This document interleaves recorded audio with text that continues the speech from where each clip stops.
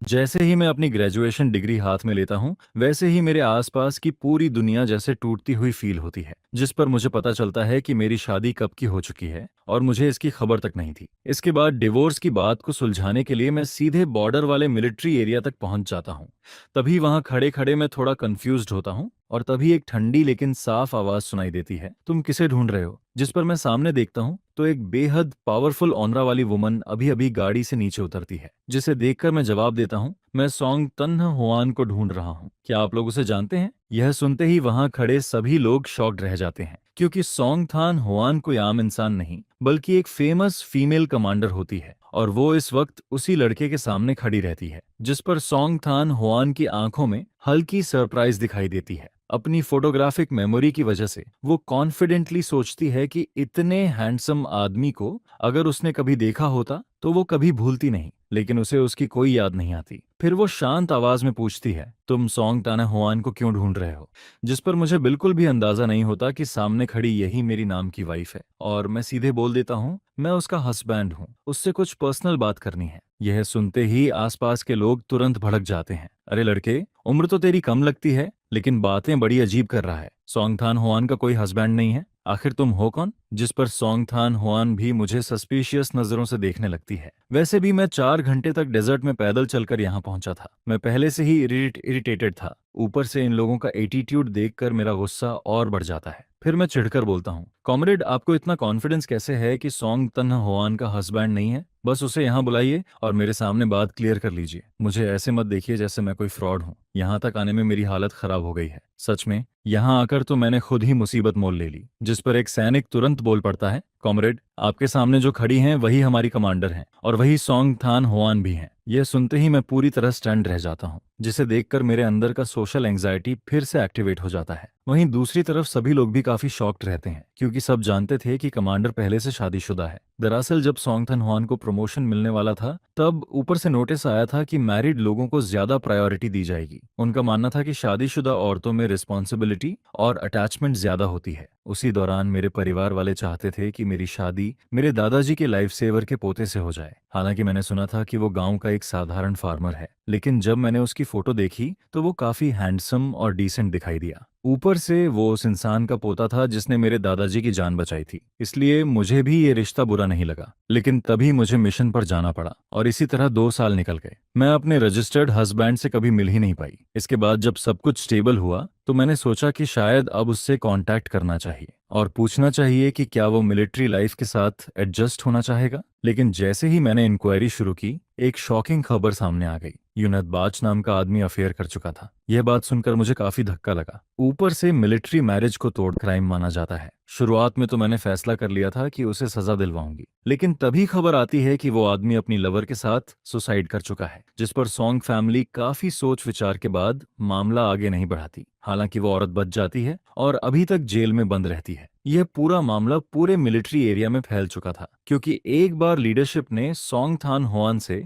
उसके family life के बारे में पूछा था। उन्होंने कहा था कि वो चाहे तो अपने हस्बैंड को कुछ समय यहाँ बुला सकती है ताकि दोनों का रिलेशनशिप मजबूत हो सके। जिस पर मजबूर होकर सॉन्ग थान हुआन ने सच बता दिया। लेकिन दुर्भाग्य से वहां से गुजर रहे एक मिलिट्री फैमिली मेंबर ने सारी बातें सुन ली और वो इंसान काफी गॉसिप करने वाला निकला। इसके बाद पूरे कैंप में यह खबर फैल गई और अब अचानक एक हैंडसम लड़का सामने आकर खुद को कमांडर का हस्बैंड बता रहा था, जिस पर बाकी सैनिकों को यह सब काफी स्ट्रेंज लगने लगता है। फिर सॉन्ग थन हुआन अपनी सोच से बाहर आती है और सीधे बोलती है, मैं ही सॉन्ग थन हुआन हूँ और मेरा कोई हस्बैंड नहीं है, तुम आखिर हो कौन? जिस पर मुझे ऐसा फील होता है जैसे मुझे कोई क्रिमिनल समझा जा रहा हो। फिर मैं बोलता हूँ, क्या आपको फैमिली की तरफ से भेजी गई लेटर नहीं मिली? यह सुनकर सॉन्ग ताना हुआन थोड़ा सोचती है। सच में पिछले कुछ समय से उसे कोई लेटर नहीं मिला था। तभी एक सैनिक बोलता है, कमांडर, सॉन्ग फैमिली वाला स्टाफ बीमार है, वो अभी घर पर पड़ा है। ये जगह काफी रिमोट है, इसलिए रिप्लेसमेंट भी नहीं मिला। उसने कुछ दिनों की छुट्टी ली हुई है, शायद कुछ दिन बाद लेटर पहुंचे। इसके बाद वही सैनिक मैकेनिक मेरी तरफ देखकर पूछता है, लेकिन तुम्हें यह सब कैसे पता?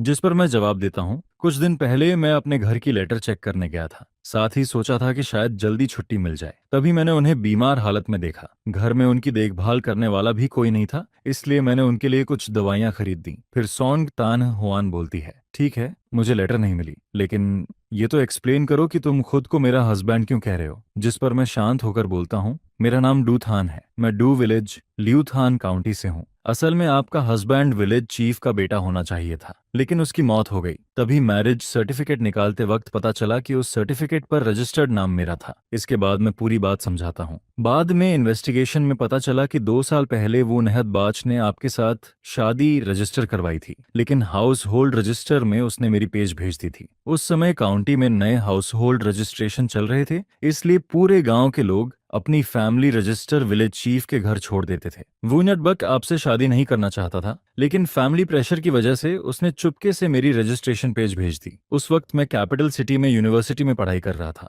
मुझे इस शादी के बारे में कुछ भी पता नहीं था, और मेरे फैमिली वालों ने भी ठीक से डॉक्यूमेंट्स चेक नहीं किए। इसी कंफ्यूजन में हमारी शादी हो गई। फिर मैं सीधा बोलता हूँ, अगर ये एक्सीडेंट नहीं होता तो हमारा कोई कनेक्शन ही नहीं होता। आप एक रिस्पेक्टेड कमांडर हैं, जाहिर है आप अरेंज्ड मैरिज नहीं चाहेंगी, और मैं भी बिल्कुल ऐसा ही सोचता हूँ। इसलिए मैं यहाँ डिवोर्स की बात करने आया हूँ। लेकिन दोनों फैमिलीज चाहती हैं कि हम रिलेशनशिप इंप्रूव करने की कोशिश करें। मेरा फैमिली भी डिवोर्स के खिलाफ है, इसलिए मैंने फिलहाल हाँ तो बोल दिया, लेकिन वो सिर्फ टाइम पास करने के लिए था। असल में मैं आपसे कोऑपरेशन की बात करने आया हूँ। मैं यहाँ 1 महीने रुकूंगा। आप मुझे इग्नोर कर सकती हैं, जैसे मैं यहाँ हूँ ही नहीं। 1 महीने बाद हम दोनों घर पर कॉल करके कह देंगे कि हमारी पर्सनालिटीज मैच नहीं करती और हम साथ नहीं रह सकते। तब डिवोर्स आसानी से हो जाएगा। जिस पर सोंग थान हुआन उसके कॉन्फिडेंट तरीके को देखकर थोड़ी सरप्राइज्ड होती है। सामने खड़ा यह आदमी काफी काम और क्लासी ऑरा रखता है। फिर मैरिज सर्टिफिकेट से जुड़ी सारी परेशानियां और उस चीटिंग करने वाले वो नहदबाज को याद करके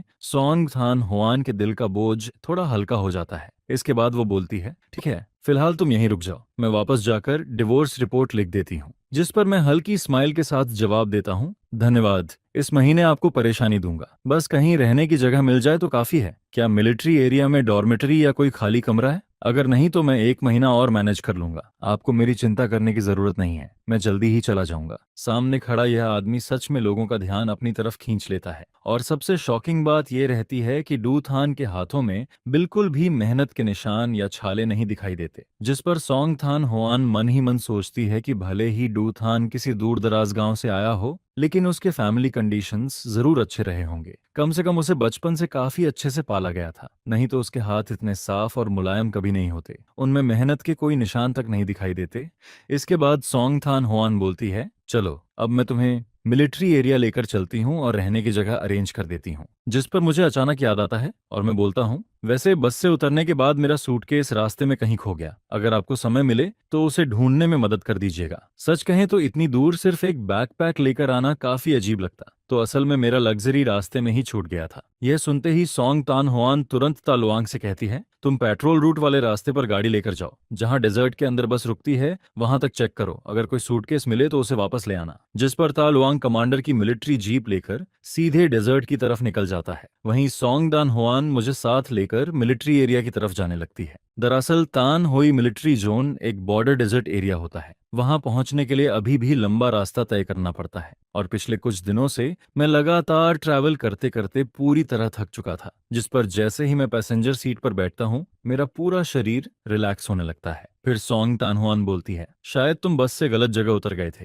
क्योंकि उस जगह से यहाँ आने के लिए पूरा डेजर्ट क्रॉस करना पड़ता है, तभी बॉर्डर चेक पॉइंट मिलता है। लेकिन कुछ मिनट गुजरने के बाद भी उसे मेरी तरफ से कोई जवाब नहीं मिलता। जिस पर वो पलट कर देखती है और पाती है कि मैं सिर एक तरफ झुकाकर गहरी नींद में सो चुका हूँ। यह देखकर सोंग तानहुआन कुछ नहीं बोलती, लेकिन अनजाने में गाड़ी की स्पीड धीमी कर देती है। इसके बाद जीप डेजर्ट रोड पर आगे बढ़ती रहती है। वहीं दूसरी तरफ तालुआंग को मेरा लग्जेज भी मिल जाता है। जैसे ही वो मिलिट्री एरिया लौटता है, वैसे ही आज देखी सुनी सारी बातें अपने साथी सैनिकों को बताने लगता है और फिर यह खबर आग की तरह फैल जाती है। कुछ ही देर में पूरे कैंप को पता चल जाता है कि कमांडर का हस्बैंड यहाँ डिवोर्स लेने आया है। ये गॉसिप तो पुराने चीटिंग वाले मामले से भी ज्यादा वायरल हो जाती है। शाम के 6 बजते ही दिन का 30 डिग्री टेम्परेचर अचानक 10 डिग्री तक गिर जाता है, जबकि अभी समर सीजन चल रहा था। यहाँ का मौसम सच में बेहद हार्श और अनप्रेडिक्टेबल था। लोगों को लगातार कपड़े बदलने पड़ते थे, जिस पर आमतौर पर फैमिली मेंबर्स जो यहाँ रहने आते वो ज्यादा दिन तक सरवाइव नहीं कर पाते। इसके बाद सोंग तान हुआन मिलिट्री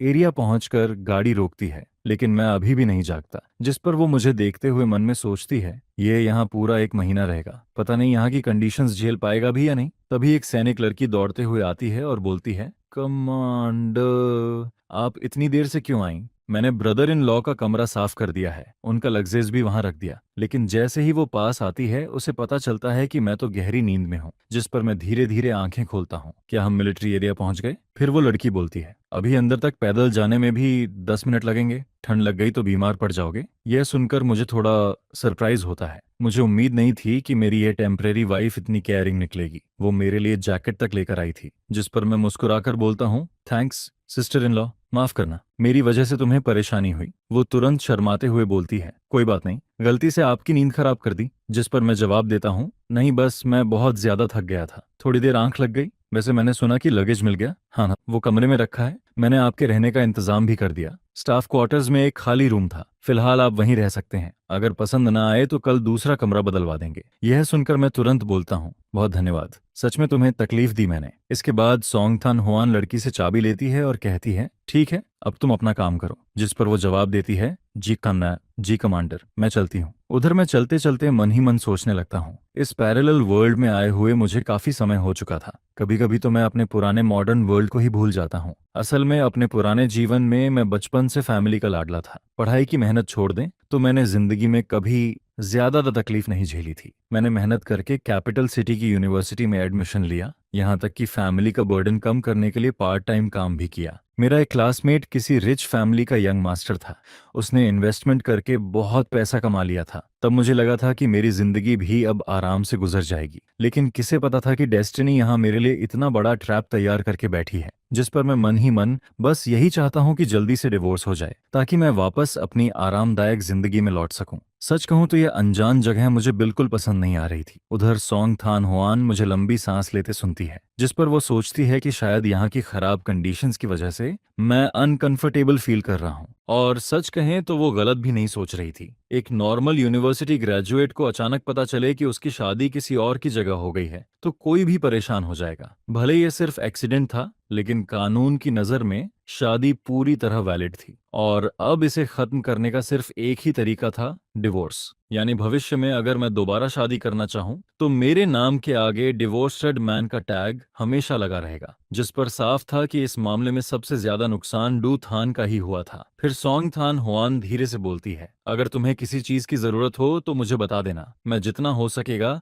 अरेंज कर दूंगी। जिस पर मैं जवाब देता हूँ, कोई बात नहीं, बस 1 महीना किसी तरह कट जाए। इसके बाद हम फैमिली क्वार्टर्स की तरफ बढ़ने लगते हैं। रास्ते में कई लोग सोंग थान हुआन को मेरे साथ ऊपर जाते देखते हैं, जिस पर हर कोई अपने कमरे से सिर निकालकर हमें देखने लगता है। सभी धीरे धीरे गॉसिप करने लगते हैं। मैं तीसरी मंजिल तक चढ़ता हूँ और रास्ते में कई बच्चे भी मुझे क्यूरियोसिटी से घूरते रहते हैं। आसपास अलग अलग खाने की खुशबू फैली रहती है, लेकिन सच कहूं तो मुझे ऐसे अपार्टमेंट स्टाइल बिल्डिंग्स बिल्कुल पसंद नहीं थे। यह जगह किसी कलेक्टिव डॉर्मेटरी जैसी लगती थी। मुझे तो हमेशा प्राइवेट कोर्टयार्ड वाले घर पसंद थे, जहां बाथरूम और टॉयलेट भी अलग हों। इसके बाद सोंग थान हुआन दरवाजा खोलते हुए बोलती है, कमरा साफ कर दिया गया है। फिर वो आगे कहती है, यहाँ का क्लाइमेट अलग है, रात में टेम्परेचर काफी गिर जाता है। तभी एक मिडिल एज्ड वुमन क्यूरियस होकर पास आती है। असल में अब तक पूरे कैंप को पता चल चुका था कि मैं यहाँ डिवोर्स के लिए आया हूँ, इसलिए यह खबर बाहर फैलना तय था। लेकिन अब सबसे ऑकवर्ड बात यह थी कि सोंग थान हुआन आखिर मेरा इंट्रोडक्शन कैसे दे, क्योंकि हमारे बीच का रिलेशनशिप खुद बेहद अजीब स्थिति में था। तभी वो वुमन पूछती है,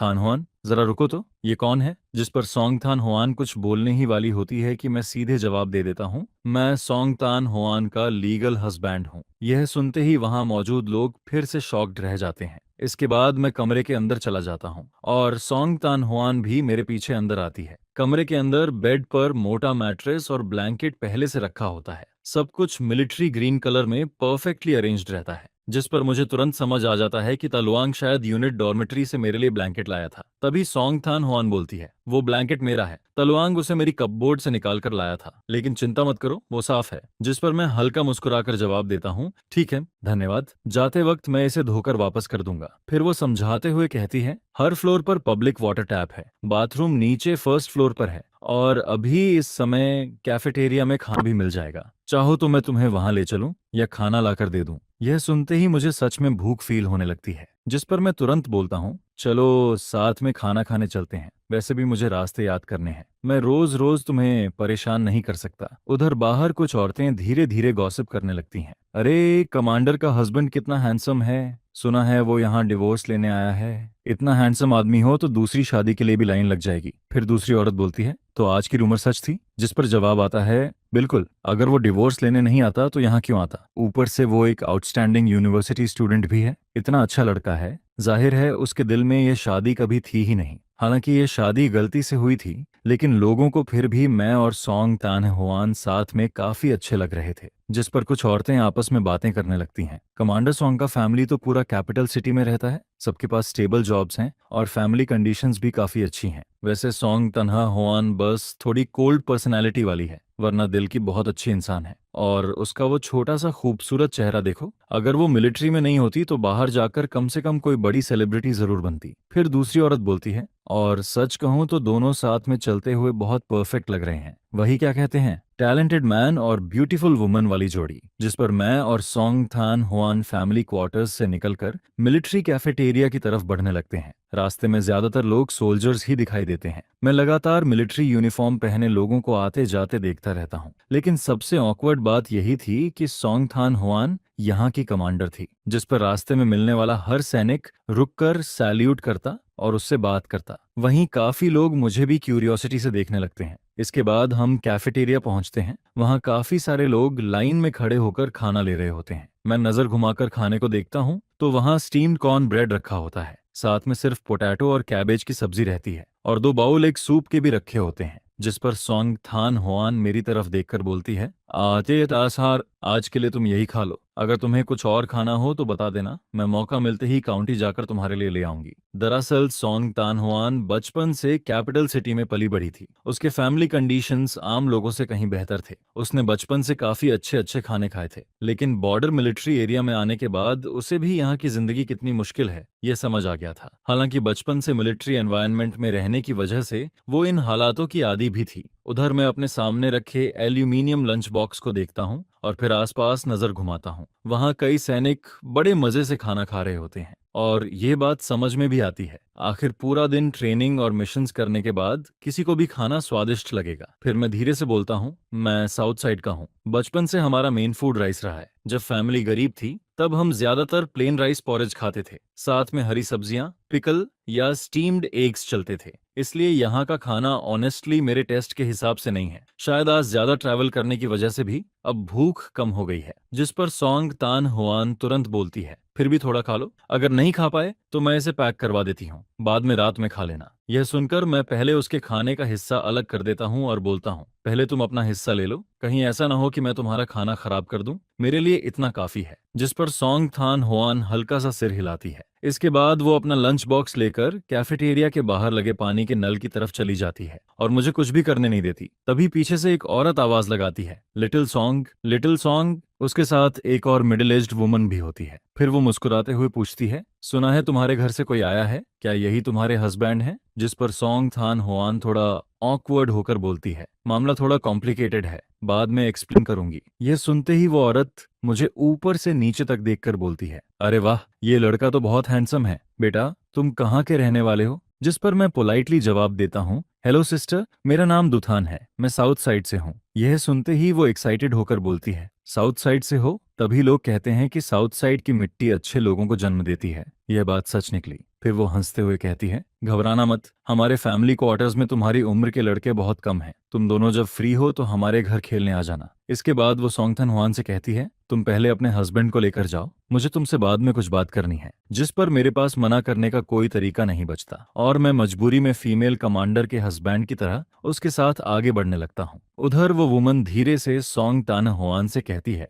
आज गार्ड स्टेशन से लौटे लड़कों से मैंने तुम्हारे बारे में सब सुन लिया। अब तुम क्या करने वाली हो? मैंने तुम्हें बचपन से बड़ा होते देखा है। 2 साल पहले जब तुमने मैरिज रिपोर्ट सबमिट की थी तब लगा था कि अब तुम्हारी जिंदगी सेटल हो जाएगी, लेकिन पलटते ही इतनी बड़ी प्रॉब्लम हो गई। और आज पता नहीं किसने खबर फैलाई कि पूरा मिलिट्री एरिया जान गया। सब लोग यही बात कर रहे हैं कि डेजर्ट के बीच एक आदमी आया और तुमसे डिवोर्स मांग रहा है। जिस पर सॉन्ग तान होआन तुरंत बोलती है, यह जरूर ता लुआंग की हरकत होगी। लेकिन वो वुमन सिर हिलाकर जवाब देती है, असल में वो ना भी बताता तो कोई और बता देता। ये बात यहाँ फैलनी ही थी। फिर वो थोड़ी सीरियस होकर पूछती है, कुछ बोलोगी भी? इतनी चुप क्यों हो? क्या तुम सच में डिवोर्स लेने वाली हो? पहले ही वो न्यटबाज के चीटिंग स्कैंडल ने तुम्हारे करियर को अफेक्ट किया था। अगर अब डिवोर्स भी हो गया तो क्या तुम अभी भी वापस कैपिटल सिटी ट्रांसफर होना चाहोगी? जिस पर सॉन्ग थन हुआन शांत आवाज में जवाब देती है, मैं कल ही डिवोर्स रिपोर्ट सबमिट कर दूंगी। यह सुनकर वो वुमन शॉक्ड रह जाती है। अरे तुम दोनों कोशिश तो कर सकते हो। गार्ड स्टेशन वाले लड़कों ने बताया कि दोनों फैमिलीज चाहती हैं कि तुम दोनों रिलेशनशिप इंप्रूव करो। जिस पर सॉन्ग थान हुआन धीरे से बोलती है,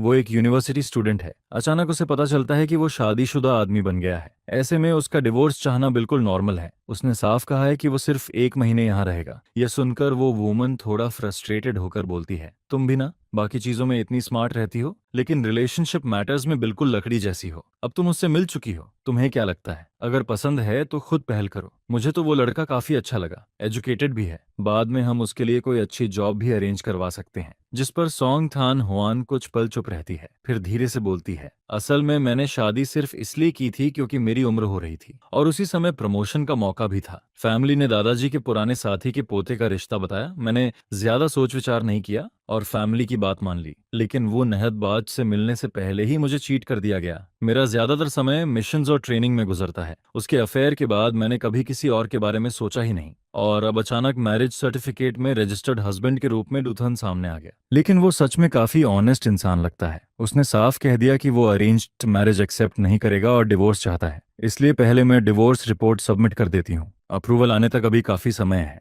उधर मुझे बिल्कुल नहीं पता होता कि ब्रिगेड कमांडर की वाइफ सॉन्ग थान होआन से क्या बातें कर रही है, क्योंकि उसी समय मुझे ब्रिगेड कमांडर के घर ले जाया जाता है, जिस पर आसपास के सिंगल स्टोरी क्वार्टर्स में रहने वाले फैमिली मेंबर्स भी क्यूरियोसिटी में वहां आने लगते हैं। हर कोई बस मुझे देखने आता रहता है। पूरा माहौल ऐसा लग रहा था जैसे न्यू ईयर पर रिश्तेदार किसी नए दामाद को देखने आए हों। हर कोई मुझसे सवाल पर सवाल पूछ रहा था। बिल्कुल हाउस होल्ड इन्वेस्टिगेशन जैसा माहौल बन गया था। तभी कोई पूछता है, सुना है तुम साउथ साइड से आए हो, जरूर गलत बस से उतर गए होंगे। अच्छा हुआ रास्ते में कुछ हुआ नहीं। उस डेजर्ट जैसे इलाके में अगर खतरा हो जाता तो क्या करते? यह सुनकर मुझे अचानक रियलाइजेशन होता है, ओ तो मैं सच में गलत जगह उतर गया था। मैं जल्दी में था इसलिए ठीक से पूछ नहीं पाया। लगता है वो बूढ़ा बुल्लक काट वाला आदमी मुझे बेवकूफ नहीं बना रहा था, मैं ही उसे गलत समझ रहा था। फिर मैं मन ही मन सोचता हूँ कि गलती असल में मेरी ही थी। लेकिन तभी मैं क्यूरियस होकर पूछता हूँ, वैसे आप लोगों को कैसे पता चला कि मैं नया आया हूँ? जिस पर सब हंसने लगते हैं। अरे हमारी यह जगह बहुत छोटी है,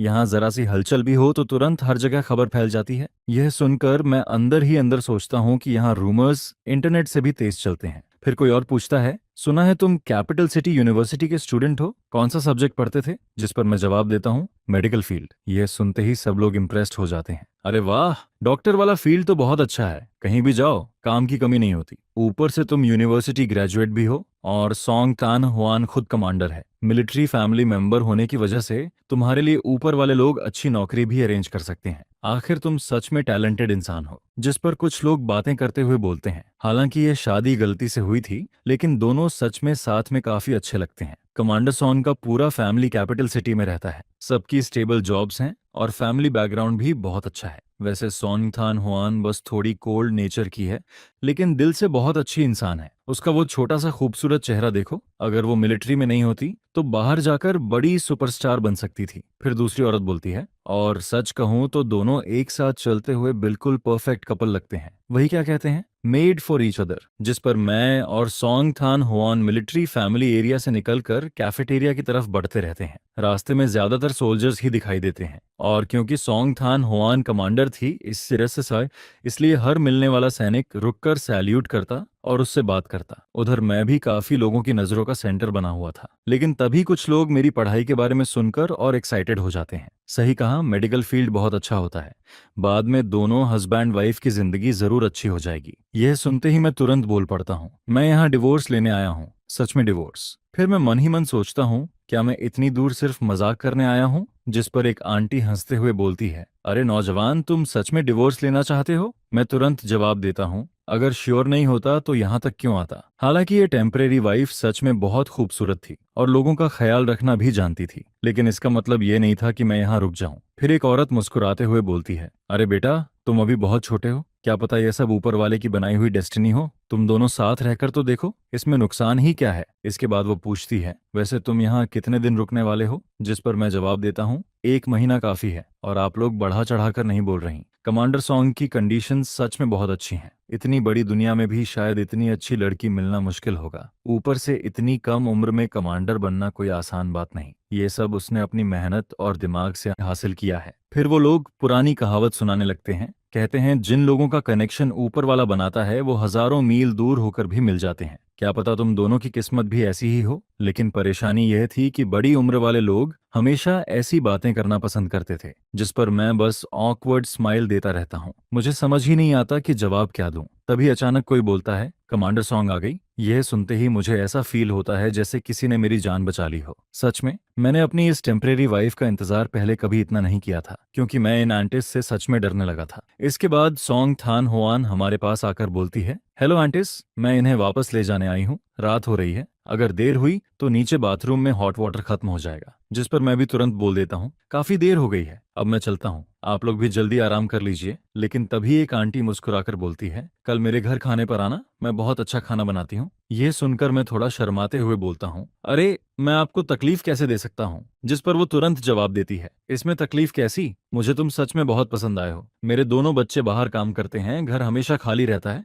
मुझे यंग लोगों से बातें करना अच्छा लगता है, तुम्हें कल जरूर आना पड़ेगा। जिस पर मैं मुस्कुराकर जवाब देता हूँ, अगर आपने इतना इंसाइट किया है तो कल जरूर आऊंगा, बस फिर मुझे देखकर हंसिएगा मत। यह सुनते ही वो खुश होकर बोलती है, बस ऐसे ही ठीक है। इसके बाद हम लोग फैमिली क्वार्टर्स से निकलकर डॉर्मेट्री बिल्डिंग की तरफ बढ़ते हैं। दोनों जगहों के बीच लगभग 500 मीटर की दूरी होती है। जैसे ही मैं डॉर्मेट्री बिल्डिंग के नीचे पहुंचता हूं, वैसे ही अंदर से शोर की आवाजें सुनाई देती रहती हैं। कहीं बड़े लोग बच्चों को डांट रहे थे, कहीं बच्चे रो रहे थे। हर कमरे से अलग अलग आवाजें आ रही थीं, जिस पर सॉन्ग थान होआन मुझे ऊपर तक छोड़ने आती है। फिर वो बोलती है, मैं अब चलती हूँ, अगर किसी चीज की जरूरत हो तो कल बता देना। नीचे हॉट वाटर रात 9 बजे के बाद खत्म हो जाता है, अगर नहाना हो तो जल्दी चले जाना। जिस पर मैं जवाब देता हूँ, ठीक है, समझ गया। असल में आज पूरा दिन मैंने डेजर्ट में चलते हुए बिताया था, पूरा शरीर पसीने से भीग चुका था और अब रात में टेम्परेचर भी नीचे गिर रहा था। जिस पर मैं सूटकेस खोलकर साफ कपड़े निकालता हूँ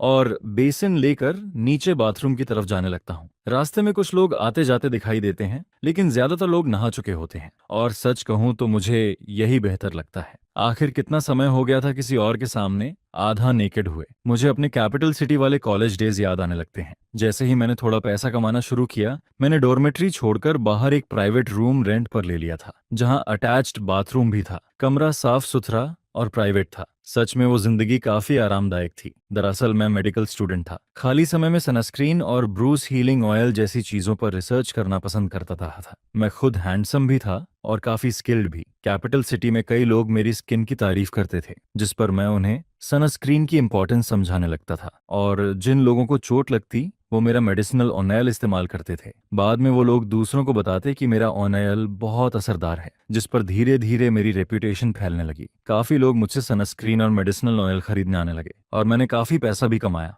इन्हीं ख्यालों में खोया हुआ मैं बाथरूम की तरफ बढ़ता रहता हूँ। तभी कुछ सोल्जर्स अंदर से बाहर आते दिखाई देते हैं। वो मुझे देखकर फ्रेंडली तरीके से बोलते हैं, अरे नौजवान, जल्दी जाओ, नहीं तो थोड़ी देर में हॉट वाटर खत्म हो जाएगा, फिर ठंड लगकर बीमार पड़ जाओगे। जिस पर मैं पोलाइटली जवाब देता हूँ, ठीक है, थैंक यू ब्रदर्स। तभी उनमें से एक धीरे से बोलता है, कमांडर सॉन्ग का नया टारगेट सच में बहुत हैंडसम है। यह सुनकर मैं थोड़ा तेज चलने लगता हूँ और मन ही मन सोचता हूँ कि बेहतर होगा कल से खुद ही थोड़ा हॉट वाटर लेकर कमरे में नहा लिया करूँ। हालांकि यह थोड़ा ट्रबलसम था क्योंकि यहाँ शायद बकेट या एक्स्ट्रा हॉट वाटर का इंतजाम भी नहीं था, जिस पर मैं सोचता हूँ कि कल अपनी इस टेम्परेरी वाइफ से इस बारे में बात करनी पड़ेगी। इसके बाद मैं पब्लिक बाथरूम के अंदर पहुंचता हूँ। शायद देर होने की वजह से वहां अब कोई नहीं बचा था। यह देखकर मैं राहत की सांस लेता हूँ। फिर जल्दी जल्दी नहाकर वापस कमरे में लौट आता हूँ और बिस्तर पर लेटते ही कब मुझे नींद आ जाती है इसका मुझे खुद पता नहीं चलता। लेकिन अगली सुबह बर्तनों की आवाज, बच्चों के रोने और लोगों की डांटने की आवाजों से मेरी आंख खुल जाती है, क्योंकि यह जगह बिल्कुल भी साउंड प्रूफ नहीं थी, जिस पर सुबह सुबह ही मेरी नींद खराब हो जाती है। मैं धीरे धीरे उठकर बेडसाइड पर रखा वॉचरिस्ट उठाता हूँ और समय देखता हूँ। क्या अभी सिर्फ 7:30 बजे हैं? यह देखकर मैं तुरंत वापस ब्लैंकेट ओढ़ लेता हूँ और बाहर की आवाजों को इग्नोर करके दोबारा सोने की कोशिश करता हूँ, जिस पर मैं फिर से गहरी नींद में सो जाता हूँ और सीधे दोपहर 1 बजे जाकर उठता हूँ। लेकिन जैसे ही मैं दरवाजा खोलता हूँ वैसे ही बाहर खड़ी सॉन्ग थान हुआन दिखाई देती है। उसके हाथ में 2 पैक्ड लंच बॉक्सेस होते हैं। उसका ठंडा लेकिन खूबसूरत चेहरा हमेशा की तरह डिस्टेंट ऑरा दे रहा था, जिस पर जो लोग उसे नहीं जानते थे वो उससे थोड़ा डरते थे। मुझे देखकर सॉन्ग थान हुआन ऊपर नजर उठाती है, लेकिन अगले ही पल उसका छोटा सा चेहरा हल्का लाल हो जाता है और वो नजरें घुमा लेती है। फिर वो धीरे से पूछती है, सुबह से तुमने कुछ नहीं खाया है ना? जिस पर मैं साइड में हटकर उसे अंदर आने का इशारा करता हूँ और बोलता हूँ, मैं अभी उठा हूँ, पहले बाहर जाकर ब्रश कर लूं। इसके बाद मैं कॉरिडोर के आखिर में बने पब्लिक बेसिन की तरफ चला जाता हूँ और सच कहूँ तो कमरे में बाथरूम ना होना सच में बहुत इनकन्वीनियंट था। उसी समय सभी लोग लंच बनाने में लगे होते हैं।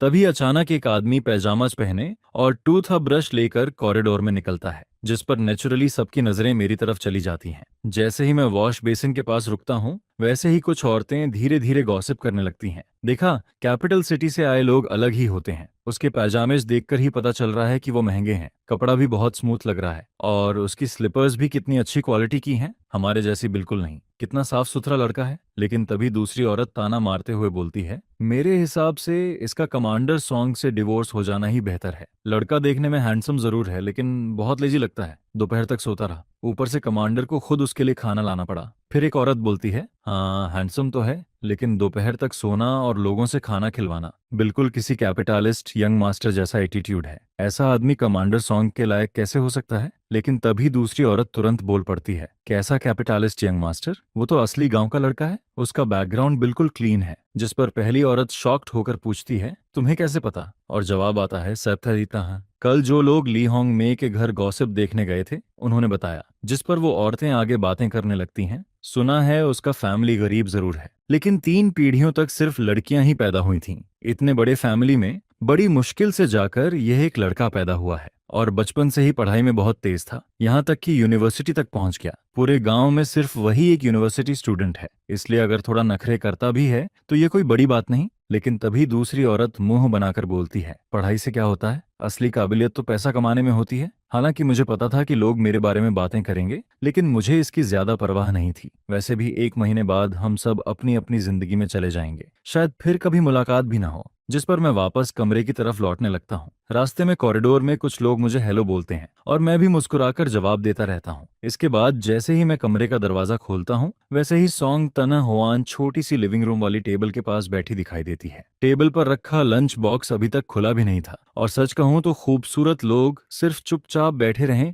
तब भी वो किसी पेंटिंग जैसे लगते हैं। जिस पर मैं धीरे से बोलता हूँ, तुम पहले खा लिया करो, मेरा इंतजार करने की जरूरत नहीं है। लेकिन तभी वो शांत आवाज में जवाब देती है, मैं खा चुकी हूँ, ये दोनों पोर्शंस तुम्हारे लिए हैं। इसके बाद वो खाना मेरी तरफ बढ़ाते हुए बोलती है, ये मिंस्ड मीट वाला कॉर्न नूडल्स है और ये मंटू, मुझे नहीं पता तुम्हें क्या पसंद है इसलिए थोड़ा थोड़ा सब ले आई। सच कहूं तो पहली मुलाकात के अलावा उसने अब तक मेरे साथ कभी बुरा व्यवहार नहीं किया था। उसका हर एक्शन काम, मैच्योर और केयरिंग था। जिस पर अचानक मेरे दिमाग में वो नेहद बाच और उसकी लवर की बात आने लगती है। अगर दोनों सच में एक दूसरे से प्यार करते तो शायद मैं कुछ नहीं सोचता, लेकिन असल में मामला कुछ और था। वो एजुकेटेड विलेज गर्ल बस मुश्किल जिंदगी नहीं जीना चाहती थी, इसलिए उसने विलेज सेक्रेटरी के बेटे को फंसाया और उससे चोरी छिपे खाना और सामान मंगवाती रही और बात वहीं खत्म नहीं हुई। शादी होने के बाद भी उसने वो नेहद बाज को बहकाया, यहाँ तक कि वो प्रेग्नेंट हो गई और दावा करने लगी कि बच्चा वू नहत बाज का है। इसके बाद उसने वू नेहत बाज को रिवर में कूदकर सुसाइड करने के लिए भी उकसाया, जिस पर मैं मन ही मन सोचने लगता हूँ, सच में इस दौर के यंग लोग इतने आसानी से कैसे बेवकूफ बन जाते हैं। अगर वो नहत बाज ने ये सब नहीं किया होता और ऑनेस्टली सॉन्ग थान होआन के साथ रहता तो उसका फ्यूचर शायद काफी अच्छा होता। इसी बीच मैं सामने रखे खाने को देखकर बोलता हूँ, इतना सब मैं अकेला खत्म नहीं कर पाऊंगा, तुम भी थोड़ा खा लो, नहीं तो वेस्ट हो जाएगा। जिस पर सॉन्ग थान होआन पूछती है, क्या इतना खाना तुम्हारे लिए काफी है? मैं जवाब देता हूँ, शायद। असल में मुझे व्हीट फ्लावर वाली चीजें ज्यादा पसंद नहीं। काश कोई मेरे दिल की बात समझ पाता। अगर यहाँ व्हाइट राइस और स्टेयर फ्राई डिशेस होती तो मैं आराम से 2 बड़े बाउल खत्म कर देता। जिस पर सॉन्ग थान होआन आधा मांगटू उठाकर खाने लगती है। उधर वो मुझे क्वाइटली ऑब्जर्व करती रहती है, क्योंकि मेरा खाने का तरीका काफी एलिगेंट था, बिल्कुल मिलिट्री वाले रफ सोल्जर्स जैसा नहीं। हालांकि नॉर्मली मैं काफी जल्दी खाता था, लेकिन जो खाना मुझे पसंद नहीं आता उसके साथ मेरी स्पीड अपने आप स्लो हो जाती थी। इसके बाद सॉन्ग थान होआन मेरे खाली बॉल्स उठाते हुए बोलती है, इन्हें मैं धो देती हूँ। वैसे तुम्हें यहाँ किसी और चीज की जरूरत है क्या? मैं तुम्हारे लिए अरेंज कर दूंगी। शायद वो सोच रही थी कि मैं इतनी दूर ट्रैवल करके यहाँ आया हूँ, इसलिए मेरा थोड़ा ज्यादा ख्याल रखना चाहिए। जिस पर मैं थोड़ा एम्बेरस्ड जरूर होता हूँ, लेकिन उससे बॉल्स छीनने की कोशिश नहीं करता। मैं उन लोगों में से नहीं था जिन्हें हर काम बराबर बांटना जरूरी लगता है। अगर कोई मेरी मदद करना चाहता था तो मैं खुशी से एंजॉय कर लेता था। वैसे भी इस मामले में मेरी स्किन काफी थिक थी। फिर मैं थोड़ा हिचकते हुए बोलता हूँ, असल में मुझे पब्लिक बाथरूम की आदत नहीं है, वहाँ बहुत लोग होते हैं। मैं खुद पानी गर्म करके कमरे में नहाना चाहता हूँ, इसीलिए मुझे एक बड़ा टब और पानी गर्म करने वाला पॉट चाहिए। और हाँ, मेरे पास स्टोव भी नहीं है। यह कहते हुए मुझे खुद अजीब लगने लगता है। क्या अब मुझे खुद कोल स्टोव जलाना सीखना पड़ेगा? कैपिटल सिटी में जब मैं अकेला रहता था तब वहाँ गैस स्टोव इस्तेमाल करता था, लेकिन यहाँ आकर देखा तो सब लोग कोल ब्रिकेट स्टोव इस्तेमाल करते थे। और सच कहूँ तो मुझे ऐसी चीजों को छूना तक पसंद नहीं था। सबसे बड़ी बात, मुझे यह चलाना आता भी नहीं था और सीखने का मन भी नहीं था। ये सुनते ही सॉन्ग थान होआन बोलती है, मैं तुम्हारे लिए स्टोव अरेंज कर दूंगी। फिर वो हल्का सरप्राइज्ड होकर पूछती है, सच में कुछ लोग पब्लिक बाथरूम यूज करने के आदी नहीं होते? लेकिन उस समय मेरा मन पूरी तरह कैपिटल सिटी वाले अपने रेंटेड रूम में अटका हुआ था। कमरा छोटा जरूर था, लेकिन वहाँ हर सुविधा थी, यहाँ तक कि मुझे अपने कपड़े तक खुद नहीं धोने पड़ते थे। मैंने कैपिटल सिटी में काफी अच्छा पैसा कमाया था। खाने पीने और सेविंग्स के बाद बाकी सारे पैसे खुद पर खर्च कर देता था, जिस पर मुझे अपने पुराने आरामदायक दिन बहुत याद आने लगते हैं। और फिर अचानक मेरे दिमाग में ख्याल आता है, क्यों ना मैं जल्दी ही यहाँ से भाग जाऊं, घर जाकर आराम से लेटूंगा। मॉम डैड भी हमेशा कहते थे कि मुझे जिंदगी एंजॉय करना अच्छे से आता है। आखिर मेडिकल ग्रेजुएशन खत्म करने के बाद मैं बस थोड़ा आराम करना चाहता था। सच में अब और मेहनत करने का मन नहीं था। इसी बीच मैं अचानक पूछता हूँ, वैसे तुमने डिवोर्स रिपोर्ट सबमिट कर दी? जिस पर सॉन्ग थान होआन जवाब देती है, आज सुबह ही सबमिट की है, शायद कुछ दिनों में रिजल्ट आ जाएगा। यह सुनते ही मेरा मूड अच्छा हो जाता है। ठीक है, बस डिवोर्स अप्रूव हो जाए फिर सब आसान हो जाएगा। हालांकि यहाँ की कंडीशंस कैपिटल सिटी जितनी अच्छी नहीं थी और यहाँ घर जैसी फ्रीडम भी नहीं थी, लेकिन मैं खुद को समझाता रहता हूँ कि मैं ये सब झेल सकता हूँ। फिर मैं बोलता हूँ, असल में मुझे तुमसे एक बात करनी थी। जिस पर सॉन्ग थान होआन शांत होकर जवाब देती है, बोलो। मैं तुरंत पूछता हूँ, डी डिवोर्स रिपोर्ट का रिजल्ट लगभग 10 दिनों में आ जाएगा, है ना? जिस पर वो सिर हिलाती है। फिर मैं बोलता हूँ, जैसे ही रिजल्ट आएगा मैं यहाँ से चला जाऊंगा। शुरुआत में मेरा प्लान था कि मैं यहाँ पूरा 1 महीना रुकूं, ताकि दोनों फैमिलीज को लगे कि हमने सच में रिलेशनशिप इंप्रूव करने की कोशिश की। लेकिन मुझे लगता है कि अगर मैं जल्दी चला जाऊं तो भी कोई बड़ी प्रॉब्लम नहीं होगी। अगर बाद में तुम्हारे फैमिली वाले पूछें तो बस इतना कह देना कि मैं यहाँ 1 महीना रुका था। हमने एक दूसरे को सीरियसली जानने की कोशिश की, लेकिन आखिर में पर्सनैलिटीज मैच नहीं हुई। बस मेरी थोड़ी हेल्प कर देना, क्योंकि मुझे डर है कि अगर मेरे फैमिली वालों को सच्चाई पता चली तो वो फिर मुझे लेक्चर देना शुरू कर देंगे। लेकिन यह सुनते ही सॉन्ग थान होआन का मूड थोड़ा हैवी हो जाता है। हालांकि मैं ये समझ नहीं पाता। फिर मैं मन ही मन सोचता हूँ, छोड़ो, वो एक मिलिट्री कमांडर है, ऊपर से सब लोग कहते हैं कि वो बहुत ऑनेस्ट इंसान है, शायद वो झूठ बोलना पसंद नहीं करती। और वैसे भी मुझे किसी पर फोर्स नहीं करना चाहिए। पुरानी कहावत भी यही कहती है, ज्यादा दोस्त होना हमेशा अच्छा होता है। छोटी छोटी बातों पर अननेसेसरी कॉन्फ्लिक्ट नहीं करना चाहिए। जिस पर सॉन्ग थान होआन धीरे से बोलती है, जैसे ही डिवोर्स अप्रूव होगा तुम जा सकते हो। अगर मेरे फैमिली वाले पूछेंगे तो मैं झूठ नहीं बोलूंगी। अगर कंपैटिबिलिटी नहीं है तो नहीं है, सिर्फ दिखावे के लिए 1 महीने तक रिलेशनशिप इंप्रूव करने की जरूरत नहीं। लेकिन उसके मन में एक अलग ही सवाल चल रहा था, कंपैटिबिलिटी नहीं है, आखिर कहाँ नहीं है? असल में सिर्फ डू थान ही यह सोच रहा था कि दोनों मैच नहीं करते, क्योंकि अभी तक उसकी नज़र में डू थान में कोई बड़ी कमी नहीं थी। बस वो थोड़ा स्लोली खाता था और ज़रूरत से ज़्यादा क्लीन और पिकी था। इसके अलावा सब कुछ नॉर्मल था, यहाँ तक कि अगर वो काम ना भी करे तो सॉन्ग थान होआन खुद सब संभाल सकती थी। लेकिन उसे बिल्कुल समझ नहीं आ रहा था कि सामने वाला आखिर सोच क्या रहा है। उधर मैं उसकी बात सुनने के बाद फिर से खुश हो जाता हूँ और तुरंत बोल पड़ता हूँ, हाँ मैं बिल्कुल, जब मैं जाऊंगा और अगर फैमिली वाले पूछें तो बस बोल देना कि हम कंपैटिबल नहीं थे, बड़े लोग भी हमें फोर्स नहीं कर पाएंगे। यह कहते ही मेरा मूड पूरी तरह अच्छा हो जाता है। आखिर बस कुछ दिन और, फिर मैं बॉर्डर एरिया से वापस जाकर आराम करूंगा और उसके बाद कैपिटल सिटी चला जाऊंगा। मेरा सनस्क्रीन और मेडिसिनल ऑयल पहले से ही बहुत बिक रहा था। बाद में अगर मैं नए प्रोडक्ट्स डेवलप करूं तो और भी ढेर सारा पैसा कमा सकता हूं। इसके बाद मैं फिर से सोचने लगता हूं कि क्या मुझे किन्थी के हॉस्पिटल में जाकर काम करना चाहिए। वैसे भी घर से थोड़ा दूर तो है, लेकिन अगर मैं अपनी छुट्टियां बचाकर रखूं तो हर 2 महीने में एक बार घर वापस आना नामुमकिन भी नहीं है। जिस पर कुछ ही पलों में मैं अपने फ्यूचर का पूरा प्लान बना लेता हूँ। हर चीज के बारे में सोच लिया था, लेकिन सिर्फ शादी के बारे में कभी नहीं सोचा। आखिर मेरे पास 2 जिंदगी की मेमोरीज हैं और पिछली जिंदगी में डिवोर्स रेट शादी से भी ज्यादा हुआ करता था। ढेर सारे लोग तो शादी तक नहीं करते थे। उस वक्त मैं भी काफी जवान था, अभी अभी यूनिवर्सिटी से ग्रेजुएट हुआ था और बस 20 साल की उम्र पार की थी। इसीलिए कभी इस बारे में सीरियसली नहीं सोचा। फिर इस दुनिया में आने के बाद मैं पूरी तरह पढ़ाई में लग गया, जिस पर शादी जैसी चीज तो दिमाग में आई ही नहीं। स्कूल में भी मेरे पीछे पसंद करने वालों की कमी नहीं थी, लेकिन मेरे लिए लड़कियां सिर्फ मेरी पढ़ाई में डिस्टरबेंस बनती थीं, स्कॉलरशिप पाने में रुकावट डालती थीं और मेरी अच्छी लाइफ एंजॉय करने की स्पीड को भी स्लो कर देती थीं। टाइम ही पैसा है, इसलिए मुझे अपना पूरा फोकस सिर्फ पैसे कमाने पर रखना था। फिर शाम होते ही ली होंग में खुद मेरे पास आकर मुझे अपने घर डिनर के लिए इनवाइट करती है, जिसे सुनकर मुझे थोड़ा ऑकवर्ड फील होने लगता है। अच्छा हुआ कि मेरे सूटकेस में कुछ अच्छे इंपोर्टेड चॉकलेट पड़े हुए थे। इस दुनिया में चॉकलेट सच में एक लग्जरी स्नैक माना जाता है। प्राइस काफी महंगी है और मार्केट में मिलता भी बहुत कम है, खासकर मेरा ये इंपोर्टेड पियर फ्लेवर चॉकलेट। ये सब मुझे किन्हें थी कि एक अमीर यंग मास्टर दोस्त ने गिफ्ट किया था, क्योंकि मैं अक्सर मेडिसिन ऑयल बनाने में एक्सपेरिमेंट करता रहता था, जिस पर उसके दादाजी ने मेरा ऑयल इस्तेमाल किया और उनकी कई पुरानी इंजरीज काफी हद तक ठीक हो गईं। इसी वजह से हमारी दोस्ती हो गई। उस लड़के के पास विदेशों से लाई गई रेयर चीजों की कमी नहीं थी। आखिर उसका फैमिली बैकग्राउंड ही इतना रिच था, जिसकी वजह से मुझे भी इस दौर के कई रेयर फूड्स टेस्ट करने का मौका मिलता रहता था। कभी कभी वो जरूरत से ज्यादा चीजें भेज देता तो मैं उनमें से कुछ अपने घर वालों को भी भेज देता था। इस बार मैं ज्यादा इंपोर्टेड चॉकलेट नहीं लाया था, लेकिन सब मिलाकर भी लगभग आधा बैग भर गया था। जिस पर भाभी पूछती हैं, ये क्या है? मैं मुस्कुराकर कहता हूँ, ये इंपोर्टेड चॉकलेट है, मेरे दोस्त ने गिफ्ट किया था। मैं यहाँ जल्दी में आया, इसलिए कुछ खास लाने का मौका नहीं मिला। सोचा आपको टेस्ट करवाता हूँ, इसका फ्लेवर काफी अच्छा है। वैसे भी ऐसा इंपोर्टेड चॉकलेट रोज रोज कहाँ देखने को मिलता है। यह सुनकर वो तुरंत कहती हैं, अरे ये तो बहुत महंगी चीज लग रही है, सिर्फ खाने पर बुलाया था और तुम इतना कीमती सामान ले आए, इससे तो मुझे शर्मिंदगी हो रही है। जिस पर मैं हंसते हुए कहता हूँ, कैसे हो सकता है कि मैं गेस्ट बनकर खाली हाथ यहाँ खाने आ जाऊं? मैं इतना भी शेमलेस नहीं हूँ भाभी, ये तो बस थोड़ा स्नैक है, अगर आप नहीं लेंगी तो मैं अभी वापस चला जाता हूँ। जिस पर वो जल्दी से बोलती हैं, ठीक है, अब मैं मना नहीं करूंगी, लेकिन आज रात तुम्हें जमकर खाना पड़ेगा। वैसे भी कुछ और मिलिट्री फैमिली वाले लोग भी आने वाले हैं। हमने सबको बुलाया है ताकि सब साथ बैठकर खाना खाएं और एक दूसरे से जान पहचान हो जाए। असल में दोनों पति पत्नी ने पहले से कोई बात नहीं की थी,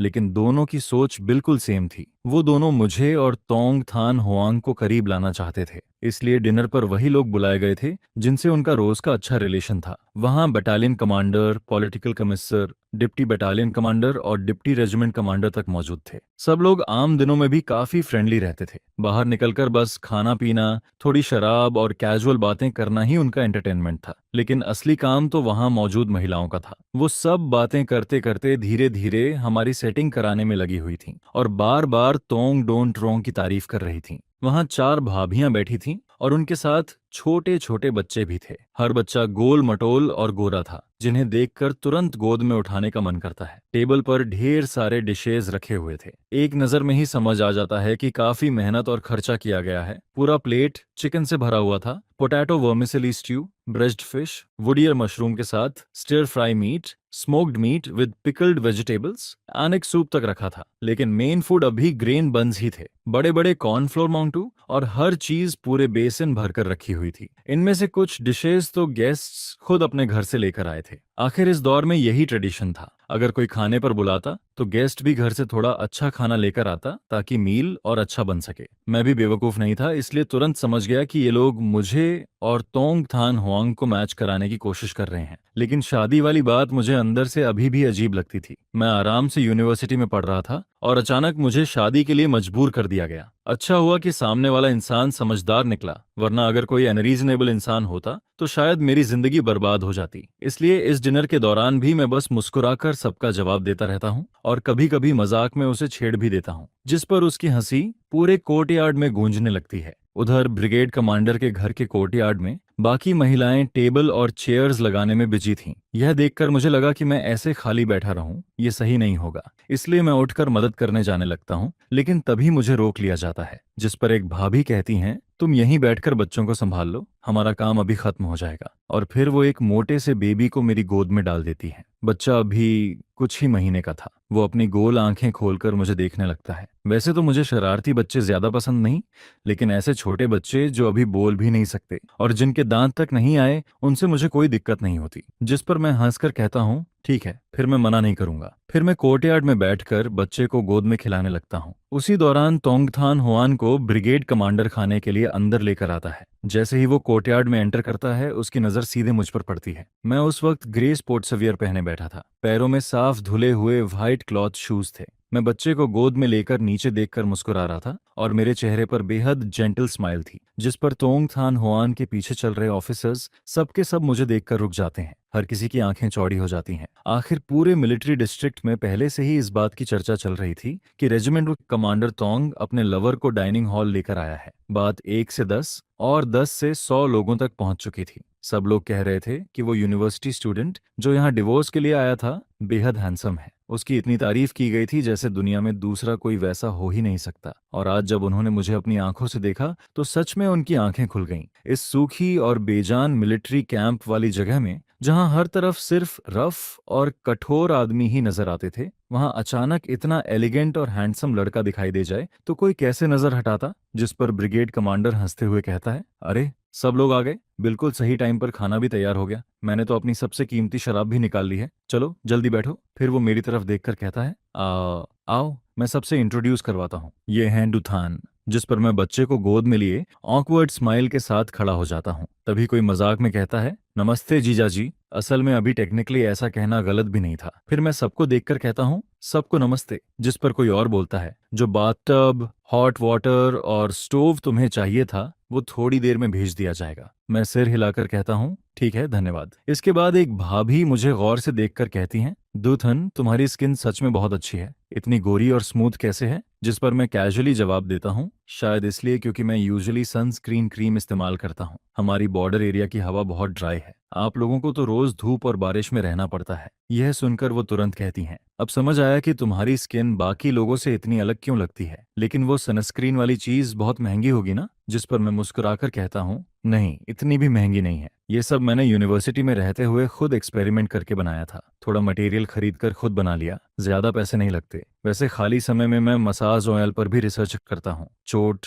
सूजन या ब्रूज पर लगाने से काफी असर दिखता है। जिस पर मैं मुस्कुराकर कहता हूँ, जब मैं वापस घर जाऊंगा तब आप सबके लिए थोड़ा भेज दूंगा। इस बार इतनी जल्दी में निकला कि अपने साथ कुछ ला ही नहीं पाया। यह सुनकर एक भाभी तुरंत हाथ हिलाते हुए कहती हैं, अरे रहने दो, मैंने तो बस ऐसे ही पूछ लिया था। तुम खुद इतनी चीजें बनाते हो, उसमें भी काफी मेहनत लगती होगी। फिर दूसरी तरफ से आवाज आती है, वैसे ग्रेजुएशन के बाद तुम्हें एटा में जॉब मिली या नहीं? सुना है हमारे मिलिट्री हॉस्पिटल में अभी डॉक्टर्स की कमी चल रही है। अगर जरूरत हो तो मेरे हस्बैंड एक बात कर देंगे। असल में लिहोंग में अब मुझे यहीं रोकने का प्लान बनाने लगी थी। पहले इंसान को रोक लो, बाकी बातें बाद में देखी जाएंगी। जिस पर मैं आराम से जवाब देता हूँ, अभी इतनी जल्दी नहीं है, मैंने अभी अभी ग्रेजुएशन खत्म किया है। अगर जॉब करनी होगी तो यूनिवर्सिटी के टीचर्स खुद रिकमेंड कर देंगे। वैसे भी मैं 1-2 महीने आराम करना चाहता हूँ। इतने साल यूनिवर्सिटी में पढ़ते पढ़ते मेरा दिमाग सच में थक गया है। ये नॉर्मल टायर्डनेस वाली बात नहीं है। अगर स्कॉलरशिप की जरूरत नहीं होती तो मैं तो बस आराम से जिंदगी बिताना चाहता था। इसके बाद मैं हल्का हंसते हुए कहता हूँ,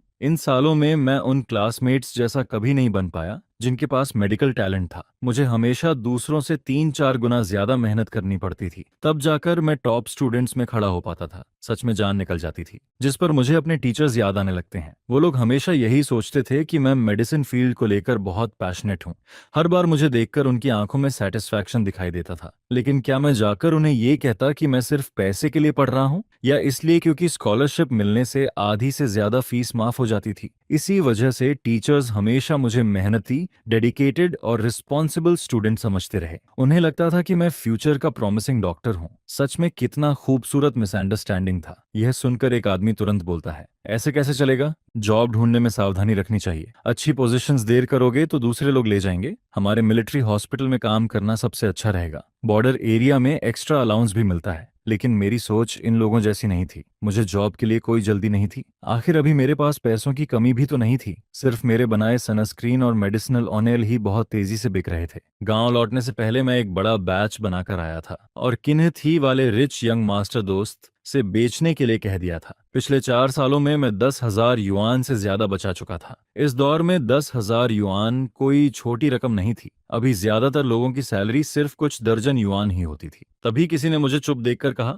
हमारे डॉन ट्रुंगतोंग बहुत अच्छे इंसान हैं। तुम दोनों अगर साथ रहोगे तो जिंदगी जरूर अच्छी चलेगी, और अगर तुम सीधे मिलिट्री हॉस्पिटल में काम करने लगो तो और भी बढ़िया रहेगा। जिस पर दूसरा आदमी पूछता है, तुम्हारे फैमिली वालों का तुम्हारी नौकरी को लेकर कोई ओपिनियन है? मैं शांत आवाज में जवाब देता हूँ, मेरे घर वालों को कोई दिक्कत नहीं है। मैं जो भी करूंगा वो हमेशा सपोर्ट करेंगे। मेरी माँ तो कहती हैं कि अभी जॉब शुरू होने से पहले थोड़ा आराम कर लूं, बाद में इतनी छुट्टियां कहाँ मिलेंगी। मेरी बात सुनते ही वहां बैठे लोग थोड़ा स्टन्ड रह जाते हैं। आखिर इस दौर में हर फैमिली की हालत आसान नहीं होती थी। घर में कोई यूनिवर्सिटी स्टूडेंट हो तो पूरा परिवार उस पर गर्व करता था। लेकिन ग्रेजुएशन के बाद सबसे जरूरी चीज स्टेबल जॉब मानी जाती थी, जिस पर सबके मन में यही सवाल आता है कि आखिर कैसी फैमिली होगी जो अपने बच्चे से कह रही है कि अभी थोड़ा आराम कर लो। फिर कुछ महिलाओं की नजरें बदलने लगती हैं। उन्हें अचानक समझ आने लगता है कि आखिर इस फैमिली ने इतना जेंटल और रिफाइंड लड़का कैसे पाला होगा। लेकिन उसी के साथ उनके मन में दूसरा ख्याल भी आने लगता है, अगर ऐसा लड़का बॉर्डर एरिया में लंबे समय तक रहा तो क्या ये उसके लिए तकलीफ नहीं होगी? मिलिट्री मैरिज आसान नहीं होती। फैमिली क्वार्टर्स में अक्सर पति या पत्नी को अकेले ही घर संभालना पड़ता है। कई बार तोंग डोन ट्रोंग 10-15 दिन मिशन पर रहती हैं और कभी कभी आधा साल या पूरा साल भी वापस नहीं आती। अगर भविष्य में बच्चे हुए तो क्या मेरे जैसा आदमी अकेले बच्चे संभाल पाएगा? ऊपर से जिंदगी की छोटी बड़ी परेशानियां अलग, जिस पर कुछ लोगों के चेहरे पर हेजिटेशन साफ दिखने लगता है। उन्हें लगने लगता है कि शायद मैं हार्डशिप झेलने वाला इंसान नहीं हूं। अगर जबरदस्ती हमारी शादी करवाने की कोशिश की गई तो कहीं मेरी जिंदगी खराब न हो जाए। लेकिन उसी वक्त मेरे दिल में खुशी की हल्की लहर दौड़ जाती है। आखिर मौका खुद चलकर आया था। अगर मैं अभी ये दिखा दूं कि मुझे कुछ भी नहीं आता तो सिर्फ ये एंटिज ही नहीं, शायद तोंग थान हुआन भी डिवोर्स को लेकर और ज्यादा डिटरमिन्ड हो जाएगी। यह सोचकर मैं अब इस डिनर में एक्टिंग करना छोड़ देता हूँ। फिर मैं सीधा कहता हूँ, सच बताऊं तो मुझे डर है कि आप लोग मेरी बात सुनकर हंसने लगेंगे। बचपन से लेकर आज तक मेरे पेरेंट्स ने मुझे कभी कोई काम करने ही नहीं दिया। अगर मैं घर झाड़ू लगा दूं या बर्तन धो दूं तो वो मेरी सिस्टर्स को डांटने लगते थे कि वो मेरा ध्यान नहीं रख रही। जिस पर मैं थोड़ा ऑकवर्ड होकर आगे कहता हूँ, मुझे खाना बनाना नहीं आता, यहाँ तक कि अपने कपड़े तक खुद नहीं धोता। यूनिवर्सिटी के समय मैं बाहर रूम रेंट पर रहता था और पड़ोस वाली आंटी को बुलाकर घर साफ करवाता था। सच में मुझे कुछ करना नहीं आता। आखिर पिछली जिंदगी में हर चीज के लिए इलेक्ट्रिकल अप्लायंसेस और स्मार्ट होम सिस्टम थे। वहां कौन खुद हाथ से काम करता था? मेरी बात सुनते ही वहां शराब पी रहे आदमी तक चुप हो जाते हैं। अगर उन्हें पहले से ये न पता होता कि मेरे फैमिली की पिछली 3 पीढ़ियां असली किसान रही हैं और मैं एक गरीब गांव से आया हूं, तो मेरी बातें सुनकर कोई भी मुझे किसी रिच कैपिटलिस्ट फैमिली का यंग मास्टर समझ लेता। जिस पर खाना खा रही महिलाएं भी तोंग ताना हुआन को अलग नजरों से देखने लगती हैं। उन्हें अचानक उस पर तरस आने लगता है। पहले हस्बैंड ने उसे चीट किया, उसके साथ धोखा किया, बड़ी मुश्किल से जिंदगी संभली, और अब उसे ऐसा यंग मास्टर मिल रहा है जिसे कुछ करना ही नहीं आता। उनके मन में यही चलने लगता है कि अगर ऐसा आदमी बॉर्डर एरिया में लंबे समय तक रहा तो क्या ये खुद अपने लिए मुसीबत नहीं होगी? सभी लोगों के एक्सप्रेशंस बदलते देख मैं अंदर ही अंदर मुस्कुराने लगता हूँ। आखिर तुम लोग हमें मैच कराने पर इतने तुले हुए थे, अब खुश हो ना? तभी ली होंग में सबसे पहले सिचुएशन संभालती हैं। वो ऑकवर्ड स्माइल के साथ कहती हैं, अरे सब लोग ऐसे क्या देख रहे हो, जल्दी खाना खाओ नहीं तो खाना ठंडा हो जाएगा। इसके बाद डिनर खत्म होने तक मैं बस कैजुअली उन मिलिट्री ऑफिसर्स से थोड़ी बहुत बातें करता रहता हूँ। जब गैदरिंग खत्म होती है तब तक करीब रात के 8 बज चुके होते हैं। फिर मैं और तोंग थान हुआन साथ साथ वापस चलने लगते हैं। पूरे रास्ते हम दोनों में से कोई कुछ नहीं बोलता। माहौल में अजीब सी ऑकवर्डनेस फैली हुई थी। मैं बगल में चल रही मिलिट्री यूनिफॉर्म पहनी उस महिला को देखता हूँ। उसके शरीर से एक नेचुरल अथॉरिटी निकलती है जिससे लोग खुद ब खुद दूरी बना लेते हैं। मेरी ये फेक वाइफ सच में बहुत पावरफुल ऑरा रखती है। आखिर वो यूं ही डोआन ट्रोंग नहीं बनी थी। कुछ देर बाद वो अचानक धीमी आवाज में कहती है, सॉरी, आज का डिनर उन्होंने अपनी तरफ से अरेंज किया था। लीडर्स अक्सर अपने सबऑर्डिनेट्स की काफी चिंता करते हैं और बाकी भाभियां भी बहुत एंथुसियास्टिक थीं। शायद उन्होंने तुम्हें अनकंफर्टेबल कर दिया। उसकी आवाज सुनने में भले ही ठंडी और इमोशनलेस लग रही थी, लेकिन मैं फिर भी उसमें छिपी सिंसियरिटी और अपोलॉजी फील कर सकता था। मैंने कभी नहीं सोचा था कि ये महिला मुझसे माफी मांगेगी, जिस पर मैं हल्का मुस्कुराकर कहता हूँ, कोई बात नहीं, मैं उन्हें समझ सकता हूँ। उन्हें मैं हमारे बीच की असली सिचुएशन नहीं पता। उनका इंटेंशन भी बुरा नहीं था। वैसे भी ये कोई बड़ी बात नहीं है। आज का डिनर काफी एंजॉयबल था। लेकिन तोंग थान हुआन मेरे चेहरे को देखकर समझ ही नहीं पाती कि मैं आखिर किस बात को एंजॉयबल कह रहा हूँ। हालांकि दूथन की बातें सुनने में बिल्कुल इमोशनलेस लगती थीं। उसमें किसी रिच यंग मास्टर वाला घमंड भी नहीं था जो दूसरों को नीचे समझता हो। लेकिन फिर भी साफ पता चल रहा था कि वो दिल से सच नहीं बोल रहा। यहाँ तक कि डिनर के दौरान भी उसने अपनी असली फीलिंग्स बिल्कुल जाहिर नहीं की थीं, जिस पर तोंग थान होआन चुपचाप उसकी तरफ एक नजर डालती है। वो देखती है कि दूथान खाने को बड़े इंटरेस्ट से खा रहा है, लेकिन फ्लोर केक या मानतौ जैसे मेन फूड को बहुत कम टच करता है। तभी उसके दिमाग में ख्याल आता है कि पिछले 2 दिनों से जो खाना वो भेज रही थी, शायद दूथान उसे खत्म नहीं कर पाता था। वजह ये नहीं थी कि खाना ज्यादा था, बल्कि शायद उसे यहाँ का खाना पसंद नहीं आ रहा था। लेकिन उसने कभी शिकायत नहीं की। वो बस चुपचाप खाता रहा। चेहरे पर जरा सी भी नाराजगी नहीं दिखाई, जैसे वो मेरी फीलिंग्स का ध्यान रख रहा हो। यह सोचकर तोंगथान हुआन के मन में हल्की हैरानी होती है। उसे महसूस होता है कि इस आदमी में काफी अच्छे गुण भी हैं। कुछ देर चुप रहने के बाद वो धीरे से कहती है, तुम पहले डोरमेट्री वापस चले जाओ, मैं किसी को भेजकर बाकी सामान पहुंचवा दूंगी। फिर थोड़ी देर रुककर आगे कहती है, मैं तुम्हारे लिए स्टोव भी जला दूंगी, तुम्हें बस हनीकॉम्ब कोल बदलना याद रखना है, आग बुझने मत देना। वैसे तुम्हें कोल बदलना आता है ना? जिस पर मैं तुरंत मन ही मन सोचने लगता हूँ, भले ही मुझे हाउसवर्क की आदत ना हो, लेकिन इसका मतलब ये थोड़ी है कि मुझे बेसिक कॉमन सेंस भी नहीं आता। पोर्क ना खाया हो तो कम से कम पिग को दौड़ते हुए तो देखा ही होगा। अगर कोल तक बदलना ना आता हो तो ये तो मुझे बहुत अंडर एस्टिमेट करना हुआ। जिस पर मैं हल्की मुस्कान के साथ जवाब देता हूँ, बिल्कुल आता है। डॉन ट्रुंग तोंग भी ना कितना मजाक करती हैं, ये तो 3 साल का बच्चा भी कर लेता है। इतना कहते हुए मेरे होंठों पर हल्की शरारती स्माइल आ जाती है, जिस पर वो फिर पूछती है, और स्टोव जलाना? मैं तुरंत जवाब देता हूँ, वो भी आता है। फिर वो धीरे से कहती है, तुम्हारे चेंज वाले कपड़े भी मैं धो दूंगी। इन कुछ दिनों के लिए खुद धोने की जरूरत नहीं है। अगर सच में मुश्किल हुई तो मैं किसी आंटी को बुला दूंगी मदद के लिए। यह सुनते ही मैं तुरंत घबरा जाता हूँ। नहीं, बिल्कुल नहीं, कपड़े मैं खुद धो लूंगा, मैं खुद कर सकता हूँ। वैसे भी ज्यादा गंदे नहीं होते, बस थोड़ा रिंस कर देना काफी है। आप किसी को मत बुलाइए, मुझे भी थोड़ी शर्म होती है। इसके बाद मैं थोड़ा ऑकवर्ड होकर कहता हूँ, और फिर वो हायर्ड मेड भी तो नहीं है। मैं इतना शेमलेस नहीं हूँ कि आंटी से अपने कपड़े धुलवाऊं। असल में मेरे हिसाब से कपड़े धोना कोई मुश्किल काम नहीं था। बस पानी में थोड़ी देर भिगो दो, हाथ से रगड़ दो, साबुन निकालकर निचोड़ो और सुखा दो। कितना आसान काम है। फिर हम लोग फैमिली क्वार्टर्स वापस लौट आते हैं। लेकिन अंदर जाते ही मुझे अजीब सा ऑकवर्ड फील होने लगता है। जहां भी जाता हूँ लोग घूर घूर कर मुझे देखने लगते हैं। उनके गॉसिप भरे एक्सप्रेशंस देखकर मेरे पूरे शरीर में गूज़बम्प्स आने लगते हैं। जिस पर मैं ऊपर आसमान की तरफ देखता हूँ। तब तक रात हो चुकी थी। मैं पानी का टब उठाकर नीचे वाले बाथरूम में नहाने चला जाता हूँ। करीब आधे घंटे बाद मैं आराम से वापस ऊपर आता हूँ और साथ ही अपने कपड़े भी धोकर ले आता हूँ। जब मैं तीसरी मंजिल पर पहुंचता हूँ तब देखता हूँ कि तोंग थान हुआन मेरे दरवाजे के बाहर खड़ी स्टोव जला रही है, जिस पर मैं कुछ पल के लिए रुक जाता हूँ। पहले अंदर जाकर कपड़े सुखाता हूँ, फिर बाहर आकर दरवाजे पर खड़ा होकर उसे देखने लगता हूँ। उस वक्त तीसरी मंजिल के कॉरिडोर में रहने वाले कई लोग चुपके चुपके इधर ही देख रहे थे। तभी एक औरत धीरे से कहती है, डॉन रोंग डुंगला बहुत केयरिंग है। आखिर सामने वाला यूनिवर्सिटी स्टूडेंट है, ऊपर से रिच यंग मास्टर जैसा लड़का। ऐसा इंसान भला ये भारी काम कैसे करेगा? यह सुनते ही दूसरी औरत तुरंत बोल पड़ती है, अरे बेकार की बातें मत करो। डूथान एकदम साफ सुथरे फैमिली बैकग्राउंड से आता है। वो असली किसान फैमिली का लड़का है। वो बस पढ़ाई में बिजी रहता था, तुम्हारे थीत दान जैसा नहीं जो हर एग्जाम में आखिर ही आता है। उसका तो हर वक्त नाक बहता रहता है या मिट्टी में लथपथ घूमता रहता है। जिस पर पहली औरत भड़क जाती है, अरे तुम कैसी बातें कर रही हो? अगर तुम्हें मेरे बेटे थीत दान पर इतना तरस आता है तो उसे अपने घर ले जाओ कुछ दिन। दूसरी औरत भी पीछे नहीं हटती। मैंने गलत क्या कहा? पूरे क्वार्टर्स में कौन नहीं जानता कि तुम्हारा बेटा हर दिन मुर्गियां भगाता और कुत्तों के पीछे भागता फिरता है। स्कूल से आते ही पूरे कोर्टयार्ड में कीचड़ में लौटता रहता है। पिछले पेरेंट मीटिंग वाले दिन तो तुम स्कूल गेट से निकलते ही उसे मारने दौड़ पड़ी थी। वो पूरा रास्ता रोता हुआ भाग रहा था। देखकर ही समझ आ गया था कि फिर खराब मार्क्स आए हैं। दोनों औरतों को झगड़ते देखकर मैं कुछ पल के लिए स्टन रह जाता हूँ। तभी तोंग थान हुआन ठंडी आवाज में बोलती है, बस करो दोनों।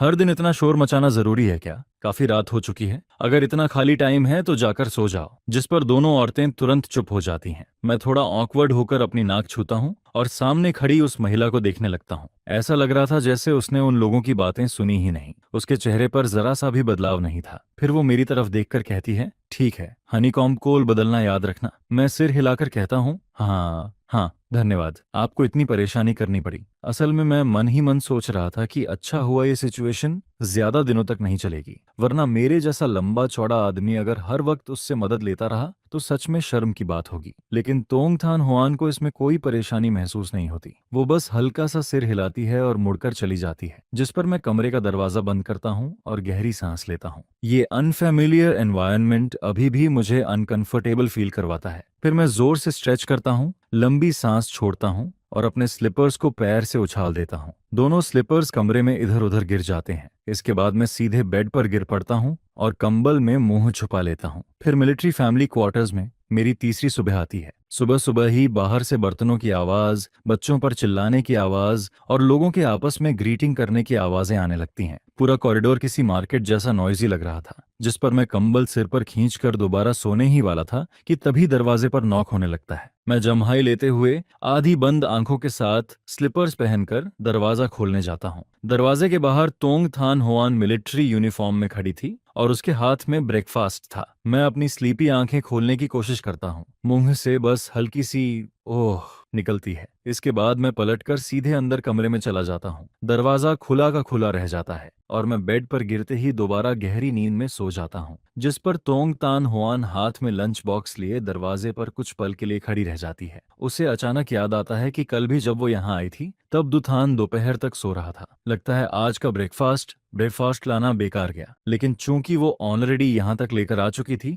इसलिए वो अंदर चली जाती है। जैसे ही वो कमरे में नजर डालती है उसकी आंखें हल्की फैल जाती हैं। फ्लोर पर रखा सूटकेस पूरी तरह खुला पड़ा था। अंदर कपड़े अस्त व्यस्त भरे हुए थे। साथ में कई बॉटल्स और जार्स भी रखे थे, पता नहीं किस चीज के। जिस पर उसके मन में पहला ख्याल आता है, क्या ये सच में सूटकेस है? कितना मैसी है। इसके बाद उसकी नजर फ्लोर पर पड़े स्लीपर्स पर जाती है। दोनों अलग अलग दिशाओं में फेंके हुए थे। वो धीरे से अंदर आती है, स्लीपर्स उठाकर बेड के पास नीटली रख देती है। जिस पर वो मन ही मन सोचती है, दूथन सच में बहुत केयरलेस है। दरवाजा तक बंद नहीं किया और सीधे सो गया। मैं अभी भी यहाँ खड़ी हूँ, फिर भी इसे फर्क नहीं पड़ रहा। सच में चिंता होती है। फिर वो धीमी आवाज में कहती है, ब्रेकफास्ट बाहर टेबल पर रख रही हूँ, उठने के बाद गर्म करके खा लेना, या फिर दोपहर में मैं लंच लेकर आ जाऊंगी। उसकी ठंडी लेकिन साफ आवाज पूरे शांत कमरे में गूंजती रहती है, लेकिन काफी देर तक कोई जवाब नहीं आता। जिस पर वो अपनी कनपटी दबाती है और धीरे से सांस छोड़ती है। छोड़ो भी, सोते हुए इंसान से क्या बहस करनी। असल में मैंने उसकी एक भी बात नहीं सुनी थी। इसके बाद वो ज्यादा देर रुके बिना बाहर निकलने लगती है।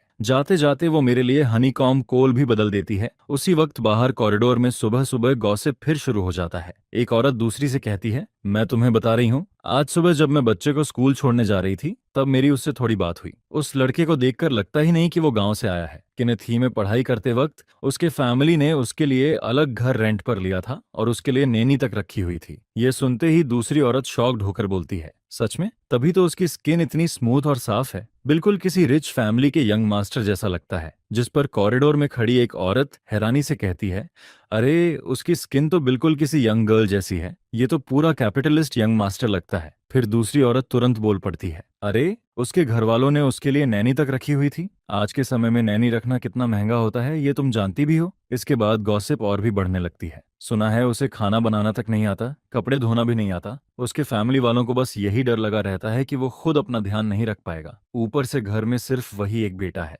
बड़ी मुश्किल से पैदा हुआ, फिर इतना पढ़ लिख भी गया। अगर तोंग थान होआन हर 10-15 दिन मिशन पर बाहर रहेगी तो घर लौटकर पैर रखने की भी जगह नहीं बचेगी। जिस पर दूसरी औरत धीरे से हंसते हुए कहती है, लेकिन लड़का बहुत हैंडसम है, बस उसे देखते रहो तो भी आंखों को आराम मिलता है। बस दिक्कत यही है कि उसे कोई काम नहीं आता। और फिर देखते ही देखते मेरे बारे में गॉसिप पूरे क्वार्टर्स में और तेजी से फैलने लगती है। हर किसी के वर्जन में नई नई बातें जुड़ती जा रही थीं। उधर इन सब बातों से बेखबर मैं अभी भी गहरी नींद में पड़ा हुआ था। जब मेरी आंख खुलती है तब तक सुबह के 11 बज चुके होते हैं। हमेशा की तरह मैं आलस में पानी का बेसिन उठाता हूँ, अपने टॉयलेटरीज लेकर बाहर वॉश एरिया की तरफ निकल जाता हूँ। रास्ते में कई लोग मुझे अजीब नजरों से देखते हैं। पहले से भी ज्यादा वियर्ड एक्सप्रेशंस थे उनके चेहरों पर, लेकिन मैं ज्यादा ध्यान नहीं देता। जो भी मुझे देखता मैं बस हल्का मुस्कुरा देता। फिर मन ही मन सोचता हूँ, आखिर सब लोग मुझे ऐसे क्यों देख रहे हैं? कितना अजीब है। अच्छा हुआ मुझे सोशल एंजाइटी जैसी कोई बीमारी नहीं है, वरना मैं तो यहाँ टिक ही नहीं पाता। इसके बाद मैं मुंह धोकर वापस कमरे में आता हूँ।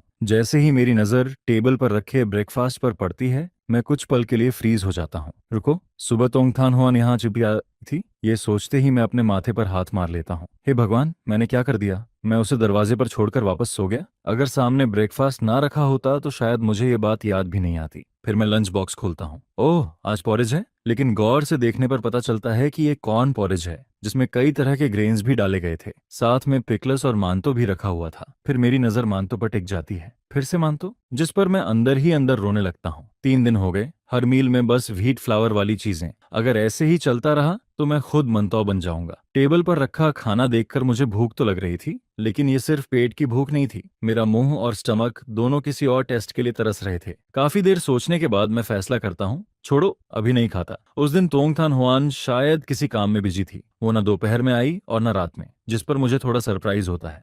लेकिन फिर मैं खुद को समझाता हूँ, वो खाना लेकर आती थी, ये उसकी काइंडनेस थी। अगर नहीं आई तो उसमें भी कुछ गलत नहीं है। आखिर मैं यहाँ पिछले कई दिनों से फ्री में रह रहा हूँ, फ्री का खाना खा रहा हूँ, इतना ही काफी है। दोपहर में मैं सुबह वाला पॉरेज दोबारा गर्म करता हूँ। थोड़ा बहुत खाकर कमरे में खाली बैठा रह जाता हूँ। ना फोन था, ना टीवी, ना दोस्त और ना कोई किताब। मुझे कोई एंटरटेनमेंट ही नहीं मिल रहा था। हालांकि मुझे इस दुनिया में आए काफी समय हो चुका था और मैं धीरे धीरे एडजस्ट भी हो गया था, लेकिन इतनी बोरिंग जिंदगी फिर भी अनबियरेबल लगती थी, जिस पर मैं पूरे दिन कमरे में बैठकर लाइफ के बारे में सोचता रहता हूँ। एक कदम भी बाहर निकलने का मन नहीं करता। कभी बेड पर लेट जाता, कभी पानी पीता, कभी फिर से सो जाता। और फिर रात के करीब 12 बजे, जब मैं आधी नींद में था, तभी बाहर से अचानक एक आदमी की जोरदार चिल्लाने की आवाज आती है। उसके साथ ही किसी औरत की गालियां भी गूंजने लगती हैं, जिस पर मैं तुरंत घबराकर उठ बैठता हूँ। पहले तो मुझे लगता है कि शायद सपना देख रहा हूँ, लेकिन बाहर का शोर लगातार बढ़ता ही जा रहा था। मैं पूरी तरह जाग जाता हूँ और दरवाजा खोल देता हूँ। तीसरी मंजिल के कॉरिडोर में पहले से ही ढेर सारे लोग तमाशा देखने खड़े थे।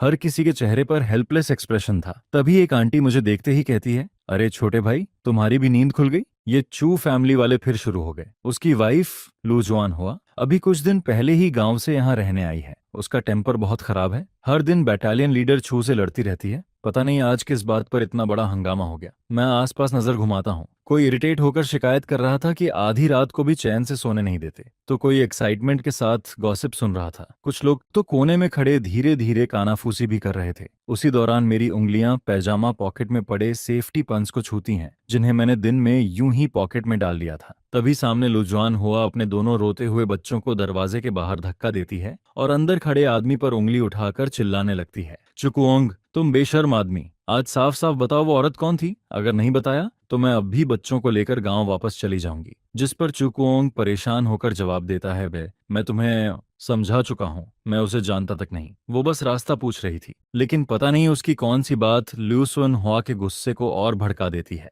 अचानक वो पागलों की तरह उस पर टूट पड़ती है। उसके नाखून सीधे चूचोंग के चेहरे पर चल जाते हैं, जिस पर चूचोंग दर्द से पीछे हटता है और रिफ्लेक्स में हाथ घुमा देता है। गलती से उसका हाथ ल्यूसन हुआ पर पड़ जाता है और बस इसके बाद सिचुएशन पूरी तरह एक्सप्लोड हो जाती है। तुम किसी दूसरी औरत की वजह से मुझे मार रहे हो? दिन में उस औरत के सामने हंस रहे थे और अब मुझे शर्मनाक बता रहे हो? चुकुओंग, आज मैं तुम्हें छोड़ूंगी नहीं। इसके बाद वो उस पर टूट पड़ती है। मुक्के, लातें, थप्पड़, जो हाथ आता उससे मारने लगती है। चुकुओंग भी गुस्से में आ जाता है, लेकिन अब कोई भी उन्हें अलग नहीं कर पा रहा था। जिस पर आसपास के लोग घबराकर बीच बचाव करने दौड़ते हैं। लेकिन किसी ने नहीं सोचा था कि गांव की औरत लू जुआन हुआ की ताकत इतनी ज्यादा होगी। पूरा कॉरिडोर केओस से भर जाता है। मैं उन दोनों को देखता हूँ। उनकी लड़ाई हर सेकंड और वायलेंट होती जा रही थी। दरवाजे पर खड़े बच्चे जोर जोर से रो रहे थे। पूरा माहौल इतना नॉइजी हो चुका था कि मेरा सिर फटने लगता है। और तभी मेरी नजर लू जुआन हुआ के चेहरे पर जाती है। उसकी आंखें पूरी लाल हो चुकी थीं। उसकी हालत देखकर लग रहा था कि अगले ही पल हाई ब्लड प्रेशर से बेहोश हो जाएगी। यह सोचते ही मैं पॉकेट से सेफ्टी पिन निकालता हूँ और उसे सीधा कर देता हूँ। फिर तेजी से आगे बढ़ता हूँ। एक हाथ से उसके कंधे पकड़कर पीछे खींचता हूँ, जिस पर वो लड़खड़ाकर एक कदम पीछे हटती है और दोनों कुछ पल के लिए अलग हो जाते हैं। उसी मौके का फायदा उठाकर मैं अपने हाथ की पिन उसके अपर बॉडी के प्रेशर पॉइंट्स पर चुभा देता हूँ। तुरंत उसके पूरे शरीर में झुरझुरी दौड़ जाती है। उसके शरीर की ताकत जैसे निकलने लगती है, जिस पर मैं दूसरी बार भी पिन चुभाता हूँ। इस बार उसके चेहरे का गुस्सा धीरे धीरे ढीला पड़ने लगता है। उसकी आंखें सुस्त होने लगती हैं। मैं समझ जाता हूँ कि ये नॉर्मल रिएक्शन है। बहुत ज्यादा गुस्से के बाद जब शरीर अचानक रिलैक्स होता है तो अक्सर ऐसा होता है। फिर मैं उसे सहारा देकर कमरे के अंदर सोफा पर बैठा देता हूँ। उसकी आंखें नींद से बंद होने लगती हैं। मैंने इतना जल्दी मूव किया था कि पूरा मामला कुछ ही सेकंड्स में खत्म हो गया, जिस पर पीछे खड़े सारे लोग शौक में मुंह खोले मुझे देखने लगते हैं। अभी हुआ क्या? डॉन ट्रुंग टोंग के हस्बैंड ने अभी क्या किया? ये कैसे पॉसिबल है? उधर उसी समय टोंग थान हुआन अभी अभी मिशन से वापस लौटी थी।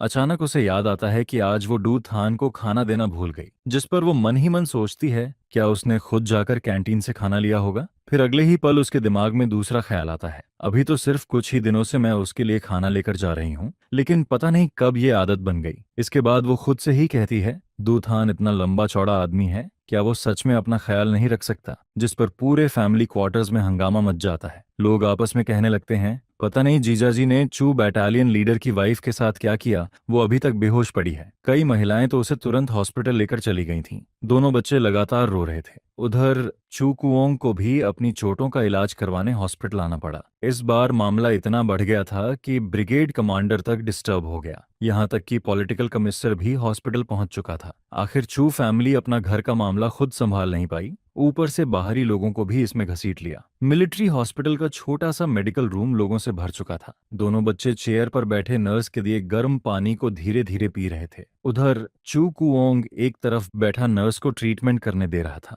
उसके चेहरे और गर्दन पर नाखूनों के काफी निशान थे। जैसे ही डिसइंफेक्टेंट लगाया जाता, वो दर्द से चुपचाप अपनी मुट्ठियां भींच लेता। उधर लू जुआन हुआ अभी भी बेड पर बेहोश पड़ी थी। जब चूचोंग देखता है कि इतने सारे लीडर्स और नेबर्स अभी तक वहीं खड़े हैं, तो वो सिर झुकाकर खड़ा रह जाता है। उसके मुंह से एक शब्द तक नहीं निकलता। उधर मैं वॉल के सहारे खड़ा था, दोनों हाथ पजामा की पॉकेट्स में डाले हुए। चेहरे पर हल्की सी केयरलेस स्माइल थी, लेकिन मेरी आंखें काफी गहरी और पढ़ पाना मुश्किल लग रही थीं। तभी किसी की आवाज आती है, डॉन ट्रुंगटोंग आ गई। जिस पर मैं पलट कर देखता हूँ। तोंग थान हुआन जल्दी जल्दी अंदर आती दिखाई देती है। उसके बाल अभी भी थोड़े गीले थे। साफ समझ आ रहा था कि वो अभी कुछ देर पहले ही नहाकर निकली है। उसके पूरे शरीर से एक लेजी लेकिन बेहद अट्रैक्टिव ऑरा निकल रहा था, और इन सारी एंट्स के बीच खड़ी वो और भी ज्यादा खूबसूरत लग रही थी। जैसे ही उसकी नजर मुझ पर पड़ती है, वो तुरंत मेरी तरफ बढ़ती है। क्या हुआ? लेकिन अगले ही पल वो जल्दी से पूछती है, तुम्हें कहीं चोट तो नहीं लगी? मैं उसके चेहरे को देखता हूँ। उसकी आंखों में साफ चिंता और दर्द दिखाई दे रहा था। यह देखकर आसपास खड़े लोग शॉक में पड़ जाते हैं। एक आदमी तुरंत बोल पड़ता है,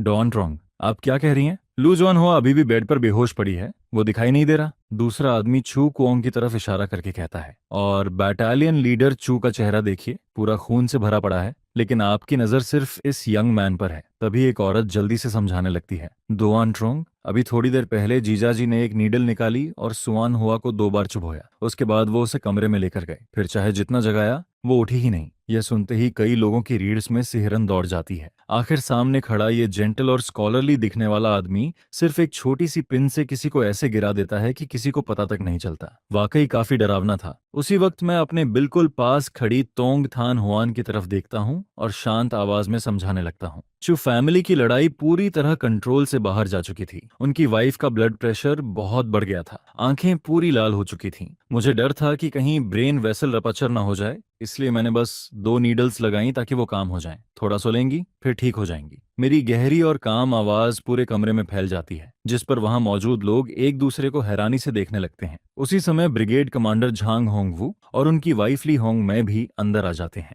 झांग होंगवू तुरंत चू कुओंग की तरफ देखकर बोलते हैं, फिर से तुम्हारे घर का मामला? इस बार अब क्या हुआ? चू कुओंग बेबस चेहरे के साथ कहता है। मैं क्या करूं सर, वो हर बात पर शक करती रहती है। आज बस एक लड़की ने मुझसे रास्ता पूछा था, हमने कुल 2 बातें की होंगी, लेकिन उसने उसी बात पर हंगामा शुरू कर दिया कि मेरा अफेयर चल रहा है, जिस पर लीहोंग मैं धीरे से समझाती हैं। शून हुआ इतनी दूर गांव से यहाँ तुम्हारे साथ रहने आई है, उसके लिए भी ये सब आसान नहीं है, तुम्हें थोड़ा पेशेंस रखना चाहिए। तभी डॉक्टर बेड की तरफ देखकर बोलता है, ब्रिगेड कमांडर, जैसा इस यंग मैन ने कहा था वैसा ही है। लू जॉन हुआ बस गहरी नींद में गई है, थोड़ी देर में उठ जाएगी। वैसे उसका ब्लड प्रेशर काफी हाई है, आगे से ध्यान रखना होगा कि वो ज्यादा इमोशनल ना हो। ये सुनते ही आसपास खड़े लोग फिर से शॉक्ड हो जाते हैं। सिर्फ 2 नीडल लगाकर किसी को सुला दिया, ऊपर से उसने सिर्फ देखकर ही हाई ब्लड प्रेशर तक पहचान लिया। ये तो बहुत अमेजिंग है। जिस पर सब लोग मुझे एडमिरेशन भरी नजरों से देखने लगते हैं और मैं बस हल्के से ठुड्डी ऊपर उठाकर खड़ा रहता हूँ। आखिर मजाक थोड़ी है। मैंने 3 साल की उम्र से ट्रेडिशनल चाइनीज मेडिसिन सीखी थी।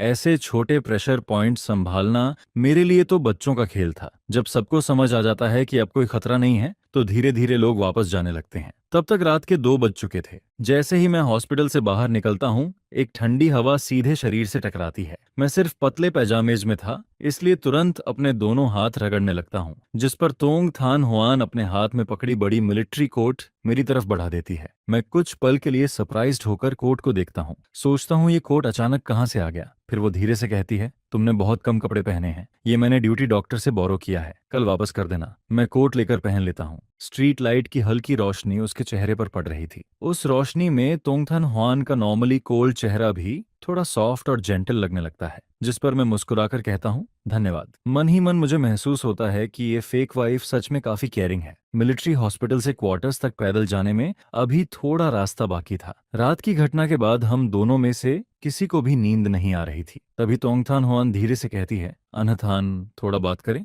मैं उसकी तरफ देखकर जवाब देता हूँ, किस बारे में? जिस पर वो क्यूरियस होकर पूछती है, तुम तो वेस्टर्न मेडिसिन डॉक्टर हो ना, फिर तुम्हें ह्यूमन बॉडी के प्रेशर पॉइंट्स के बारे में इतना कैसे पता? मैं कैजुअली जवाब देता हूँ, मैंने 3 साल की उम्र से ट्रेडिशनल चाइनीज मेडिसिन सीखना शुरू कर दिया था। यह सुनकर वो जेन्युइनली इम्प्रेस्ड हो जाती है। मुझे नहीं पता था कि तुम इतने केपेबल हो। फिर अचानक उसे कुछ याद आता है, और हाँ, अगली बार आधी नींद में किसी के लिए दरवाजा मत खोलना। मैं थोड़ा कंफ्यूज होकर पूछता हूँ, क्यों? जिस पर वो तुरंत बोलती है, क्या पता बाहर कौन हो? मैं हंसते हुए जवाब देता हूँ, लेकिन ये मिलिट्री डिस्ट्रिक्ट है, यहाँ कोई बैड पर्सन थोड़ी होगा, और वैसे भी मुझे लगा सिर्फ तुम ही मुझे ढूंढने आती हो। चिंता मत करो, आगे से ऐसा नहीं करूंगा। फिर मैं थोड़ा एम्बेरेस्ड होकर कहता हूँ, असल में उस वक्त मैं पूरी तरह स्लीपी था। मुझे लगा जैसे अभी भी घर पर हूँ, इसलिए हैबिट में आकर दरवाजा खोल दिया। यह सुनकर तोंगथान हुआन धीरे से सिर हिलाती है। फिर अचानक वो पूछ बैठती है, अनथान, तुम्हें मैं कैसी लगती हूँ? उसका ये अचानक पूछा गया सवाल सुनकर मेरा दिल एक पल के लिए रुक सा जाता है। स्ट्रीट लाइट उसकी शैडो को लंबा खींच रही थी। उसके शार्प और कोल्ड चेहरे पर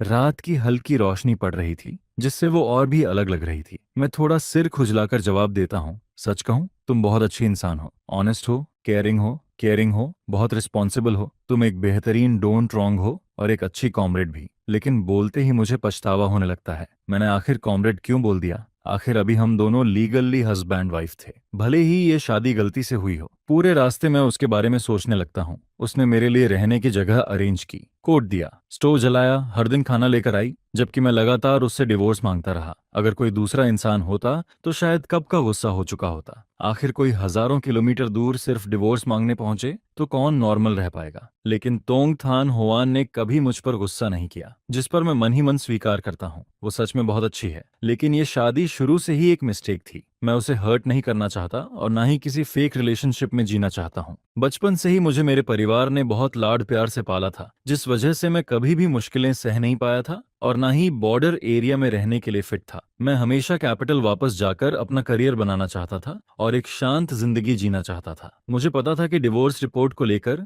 मैं पहले ही जल्दी मचा चुका था, जिस पर अगले 2 दिनों में वो अप्रूव भी हो जाती। यह सोचकर मेरा मन हल्का जरूर फील करता है, लेकिन अंदर कहीं ना कहीं एक अजीब सा खालीपन भी महसूस होने लगता है। फिर जब मैं मिलिट्री फैमिली क्वार्टर्स पहुंचता हूं, तब आधी रात हो चुकी होती है, जिस पर जैसे ही मैं दरवाजा खोलने वाला होता हूं, तभी वो मुझे आवाज देकर कहती है, दूथन, आज सच में तुम्हारा धन्यवाद। अगर तुम नहीं होते तो लिन ट्रुंग चू के घर का मामला ना जाने कितना बड़ा हंगामा बन जाता। जिसके जवाब में मैं हल्की मुस्कान के साथ कहता हूँ, मैंने तो बस मदद की है। आखिर मैं एक डॉक्टर हूँ और किसी को मुसीबत में देखकर आंखें बंद नहीं कर सकता। यह कहकर मैं मुस्कुराते हुए दरवाजा खोलकर अंदर चला जाता हूँ। लेकिन इसके बाद भी मैं बिस्तर पर करवटें बदलता रहता हूँ और चाहकर भी नींद नहीं आती, क्योंकि मेरी पत्नी और चू ट्रोंग की घटना अब भी मेरे दिमाग में साफ दिखाई देती रहती है, जिस पर मुझे फिर उस इंसान की याद आने लगती है। वो नहातबज, वही इंसान जिसने मेरी जगह थान हुआन से शादी की थी। वो बेवकूफ इंसान जिसने एक लड़की के प्यार में अपनी जान तक दे दी थी। लेकिन सच तो ये था कि उसे शुरू से ही जाल में फंसाया गया था। जिस लड़की को उसने बचाया था,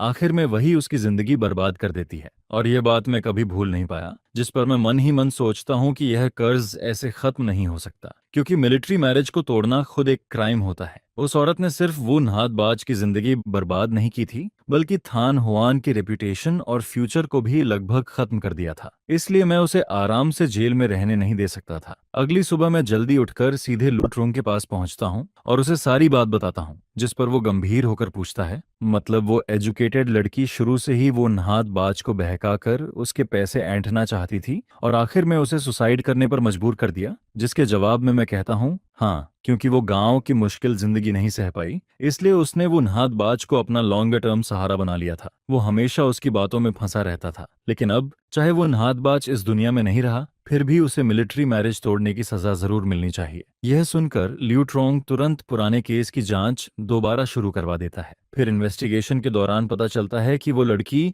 जेल के अंदर भी चैन से नहीं बैठती, बल्कि हर किसी पर इल्जाम डालती रहती है और रिश्तों का इस्तेमाल करके अपनी सजा कम करवाने की कोशिश करती है। लेकिन सारे सबूत साफ सामने आ जाते हैं, जिस पर थान हुआन भी अपना मैरिज सर्टिफिकेट और उस समय का विक्टिम रिपोर्ट पेश कर देती है। जिसके बाद लूरची थान की सजा और बढ़ा दी जाती है और उसकी पूरी जिंदगी जेल में ही गुजरने वाली होती है। सच में, जैसा कर्म वैसा फल मिलता है। फिर यह खबर मिलिट्री फैमिली क्वार्टर्स तक पहुंचती है, जिसे सुनकर सभी लोग थान हुआन के लिए राहत की सांस लेते हैं। यहाँ तक कि जो मिलिट्री वाइफ्स पहले मुझे ताने मारा करती थीं, अब उनका नजरिया भी बदलने लगता है। इसके बाद दोपहर में टोंग थान हुआन मेरे सामने डिवोर्स पेपर्स रखती है और मेरे हाथ में पेन देते हुए कहती है, अप्रूवल आ चुका है, साइन कर दो। जिस पर मैं उस कागज पर लिखे डिवोर्स शब्द को काफी देर तक देखता रहता हूँ, क्योंकि यही तो वो चीज थी जो मैं हमेशा चाहता था। लेकिन जब ये पल सच में सामने आता है, तब मैं चाहकर भी साइन नहीं कर पाता। फिर अचानक पिछले कुछ दिनों की सारी यादें मेरे दिमाग में आने लगती हैं। डेजर्ट के बीच पहली बार वो मेरी गार्ड डाउन करवाती है, फिर ट्रक में चुपचाप ड्राइव करती रहती है ताकि मैं आराम से सो सकूं।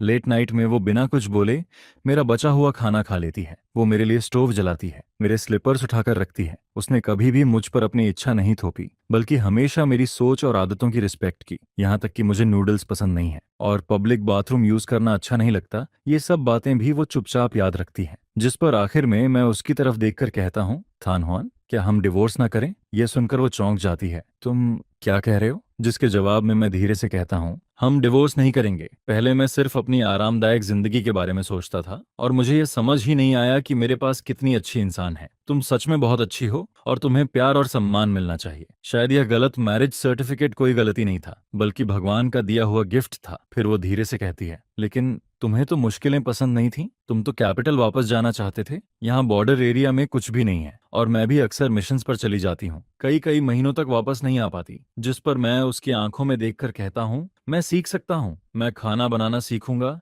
कपड़े धोना सीखूंगा, कोयल स्टोव बदलना भी सीख लूंगा। मैं मिलिट्री हॉस्पिटल में डॉक्टर बनकर ज्यादा लोगों की मदद करूंगा और जब तुम मिशन से वापस आओगी, तब मैं तुम्हारे लिए सूप बनाऊंगा। चाहे कितनी भी मुश्किलें आए मैं सब सह लूंगा, बस मेरे पास तुम रहो। यह सुनकर आसपास खड़े लोग भी इकट्ठा होकर हमें देखने लगते हैं। जिस पर एक आंटी हंसते हुए कहती है, मुझे पहले से पता था कि तुम समझदार इंसान हो। मैंने कहा था ना, तुम दोनों की जोड़ी ऊपर वाले ने बनाई है। इसके बाद मैं डिवोर्स पेपर्स पर साइन नहीं करता, बल्कि तोंग थन हुआन का हाथ मजबूती से पकड़ लेता हूँ और सबकी तालियों के बीच कहता हूँ, चलो इस बार हम फिर से मैरिज रजिस्ट्रेशन करवाते हैं, लेकिन इस बार मैं अपनी मर्जी से तुमसे शादी करना चाहता हूँ। जिस पर थान हुआन मेरी तरफ देखती है और आखिर में मुस्कुरा देती है। इसके बाद हमारी जिंदगी धीरे धीरे बदलने लगती है। मैं सच में घर संभालना सीखता हूँ। फिर मैं लू ट्रोंग की पत्नी से कुकिंग सीखने लगता हूँ। हालांकि शुरुआत में मेरा खाना या तो जल जाता था या बिल्कुल फीका बनता था, जिस पर मैं खुद मजाक उड़ाते हुए कहता हूँ, ऐसा खाना तो कोई खा ही नहीं सकता। लेकिन थान हुआन मुस्कुराकर जवाब देती है, अगर तुमने बनाया है तो मैं सब खत्म कर दूंगी। यह सुनकर मैं और ज्यादा मेहनत करने लगता हूँ। फिर मैं सिर्फ कुकिंग ही नहीं बल्कि कपड़े धोना, कोल्ड स्टोव बदलना, ओवना ओवना बायदारो बदलना और पूरा घर साफ रखना भी सीख जाता हूँ। जिस पर थान हुआन मुझे देखकर कहती है कि अब मैं पहले से काफी ज्यादा कैपेबल हो गया हूँ और इसी तरह हमारा छोटा सा परिवार भी धीरे धीरे खुशहाल बनने लगता है। फिर एक दिन मैं उसका हाथ पकड़कर कहता हूँ, यह सब सिर्फ तुम्हारे लिए है। मैं तुम्हें एक शांत और सुरक्षित घर देना चाहता हूँ। इसके बाद मैं मिलिट्री हॉस्पिटल में काम शुरू करता हूँ, जहाँ मैं चाइनीज मेडिसिन और वेस्टर्न मेडिसिन को मिलाकर सोल्जर्स का इलाज करने लगता हूँ। फिर मैं खुद से मेडिसिनल ऑयल भी बनाता हूँ। एक बार एक सोल्जर ट्रेनिंग के दौरान घायल हो जाता है और जैसे ही वो तेल लगाता है उसके चेहरे का दर्द तुरंत कम हो जाता है। जिस पर वो हंसते हुए मुझे कहता है, तुम तो सच में मिरेकल डॉक्टर हो। जिसके जवाब में मैं मुस्कुराकर कहता हूँ, अगर इससे लोगों की मदद हो रही है तो वही काफी है। फिर धीरे धीरे मेरा मेडिसिनल ऑयल पूरे कैंप में फेमस हो जाता है। चाहे ट्रेनिंग इंजरी हो या पुराना दर्द, थोड़ा सा तेल लगाते ही आराम मिलने लगता है, जिस पर सभी लोग मुझे मिलिट्री डॉक्टर बुलाने लगते हैं। इसके बाद मैं अपने परिवार को भी बॉर्डर क्वार्टर्स में बुला लेता हूँ, जिस पर मेरे पेरेंट्स और सिस्टर्स थान हुआन को देखते ही उसका हाथ पकड़ लेते हैं। फिर मेरी माँ भावुक होकर कहती है, तुम्हें सच में एक ट्रेजर मिला है। थान हुआन जैसी लड़की के साथ हमेशा अच्छा व्यवहार करना। अब तुम्हें यहाँ खुश देखकर हमारे दिल का बोझ भी खत्म हो गया। फिर एक दिन वो नहात बाज का परिवार भी हमसे मिलने आता है, जिस पर वो मेरा हाथ पकड़कर कहते हैं, बेटा उस समय गलती हमारी थी। हमने जबरदस्ती हाउस होल्ड रजिस्टर लेकर रिश्ता तय कर दिया था। इतने सालों से हमें इस बात का पछतावा है। जिसके जवाब में मैं शांत होकर कहता हूँ, मैं आप लोगों से नाराज नहीं हूँ। जो इंसान जा चुका है उसके साथ सारी दुश्मनी भी खत्म हो जाती है। आप लोग चिंता मत कीजिए, मैं थान हुआन का हमेशा ख्याल रखूंगा। वो नहात बाज की तरफ से भी और खुद अपनी तरफ से भी मैं इस परिवार की रक्षा करता रहूंगा। आधे साल बाद मैं और तोंग थान हुआन आखिरकार मिलिट्री एरिया में एक सिंपल शादी करते हैं। वहाँ कोई बड़ी सेरेमनी या रॉयल डेकोरेशन नहीं होती, सिर्फ हमारे साथी सोल्जर्स और पूरे मिलिट्री एरिया के लोग मौजूद रहते हैं, जिस पर सभी लोग मिलकर खाना खाते हैं, हंसते हैं और पूरा माहौल किसी फेस्टिवल जैसा खुशियों से भरा दिखाई देता है। तोंग थान हुआन उस दिन मिलिट्री यूनिफॉर्म पहनकर मेरे बगल में खड़ी होती है और उसकी आंखों में एक अलग ही सॉफ्टनेस दिखाई देती है, जिस पर मैं उसका हाथ पकड़ लेता हूँ और सबके आशीर्वाद के बीच कहता हूँ, पहले मुझे लगता था कि यह मैरिज सर्टिफिकेट सिर्फ एक परेशानी है, लेकिन अब मुझे समझ आ गया है कि यही मेरी जिंदगी की सबसे बड़ी खुशकिस्मती है। थान हुआन, बाकी की पूरी जिंदगी मैं तुम्हारी रक्षा करूंगा, तुम इस देश की रक्षा करना और हम दोनों कभी अलग नहीं होंगे।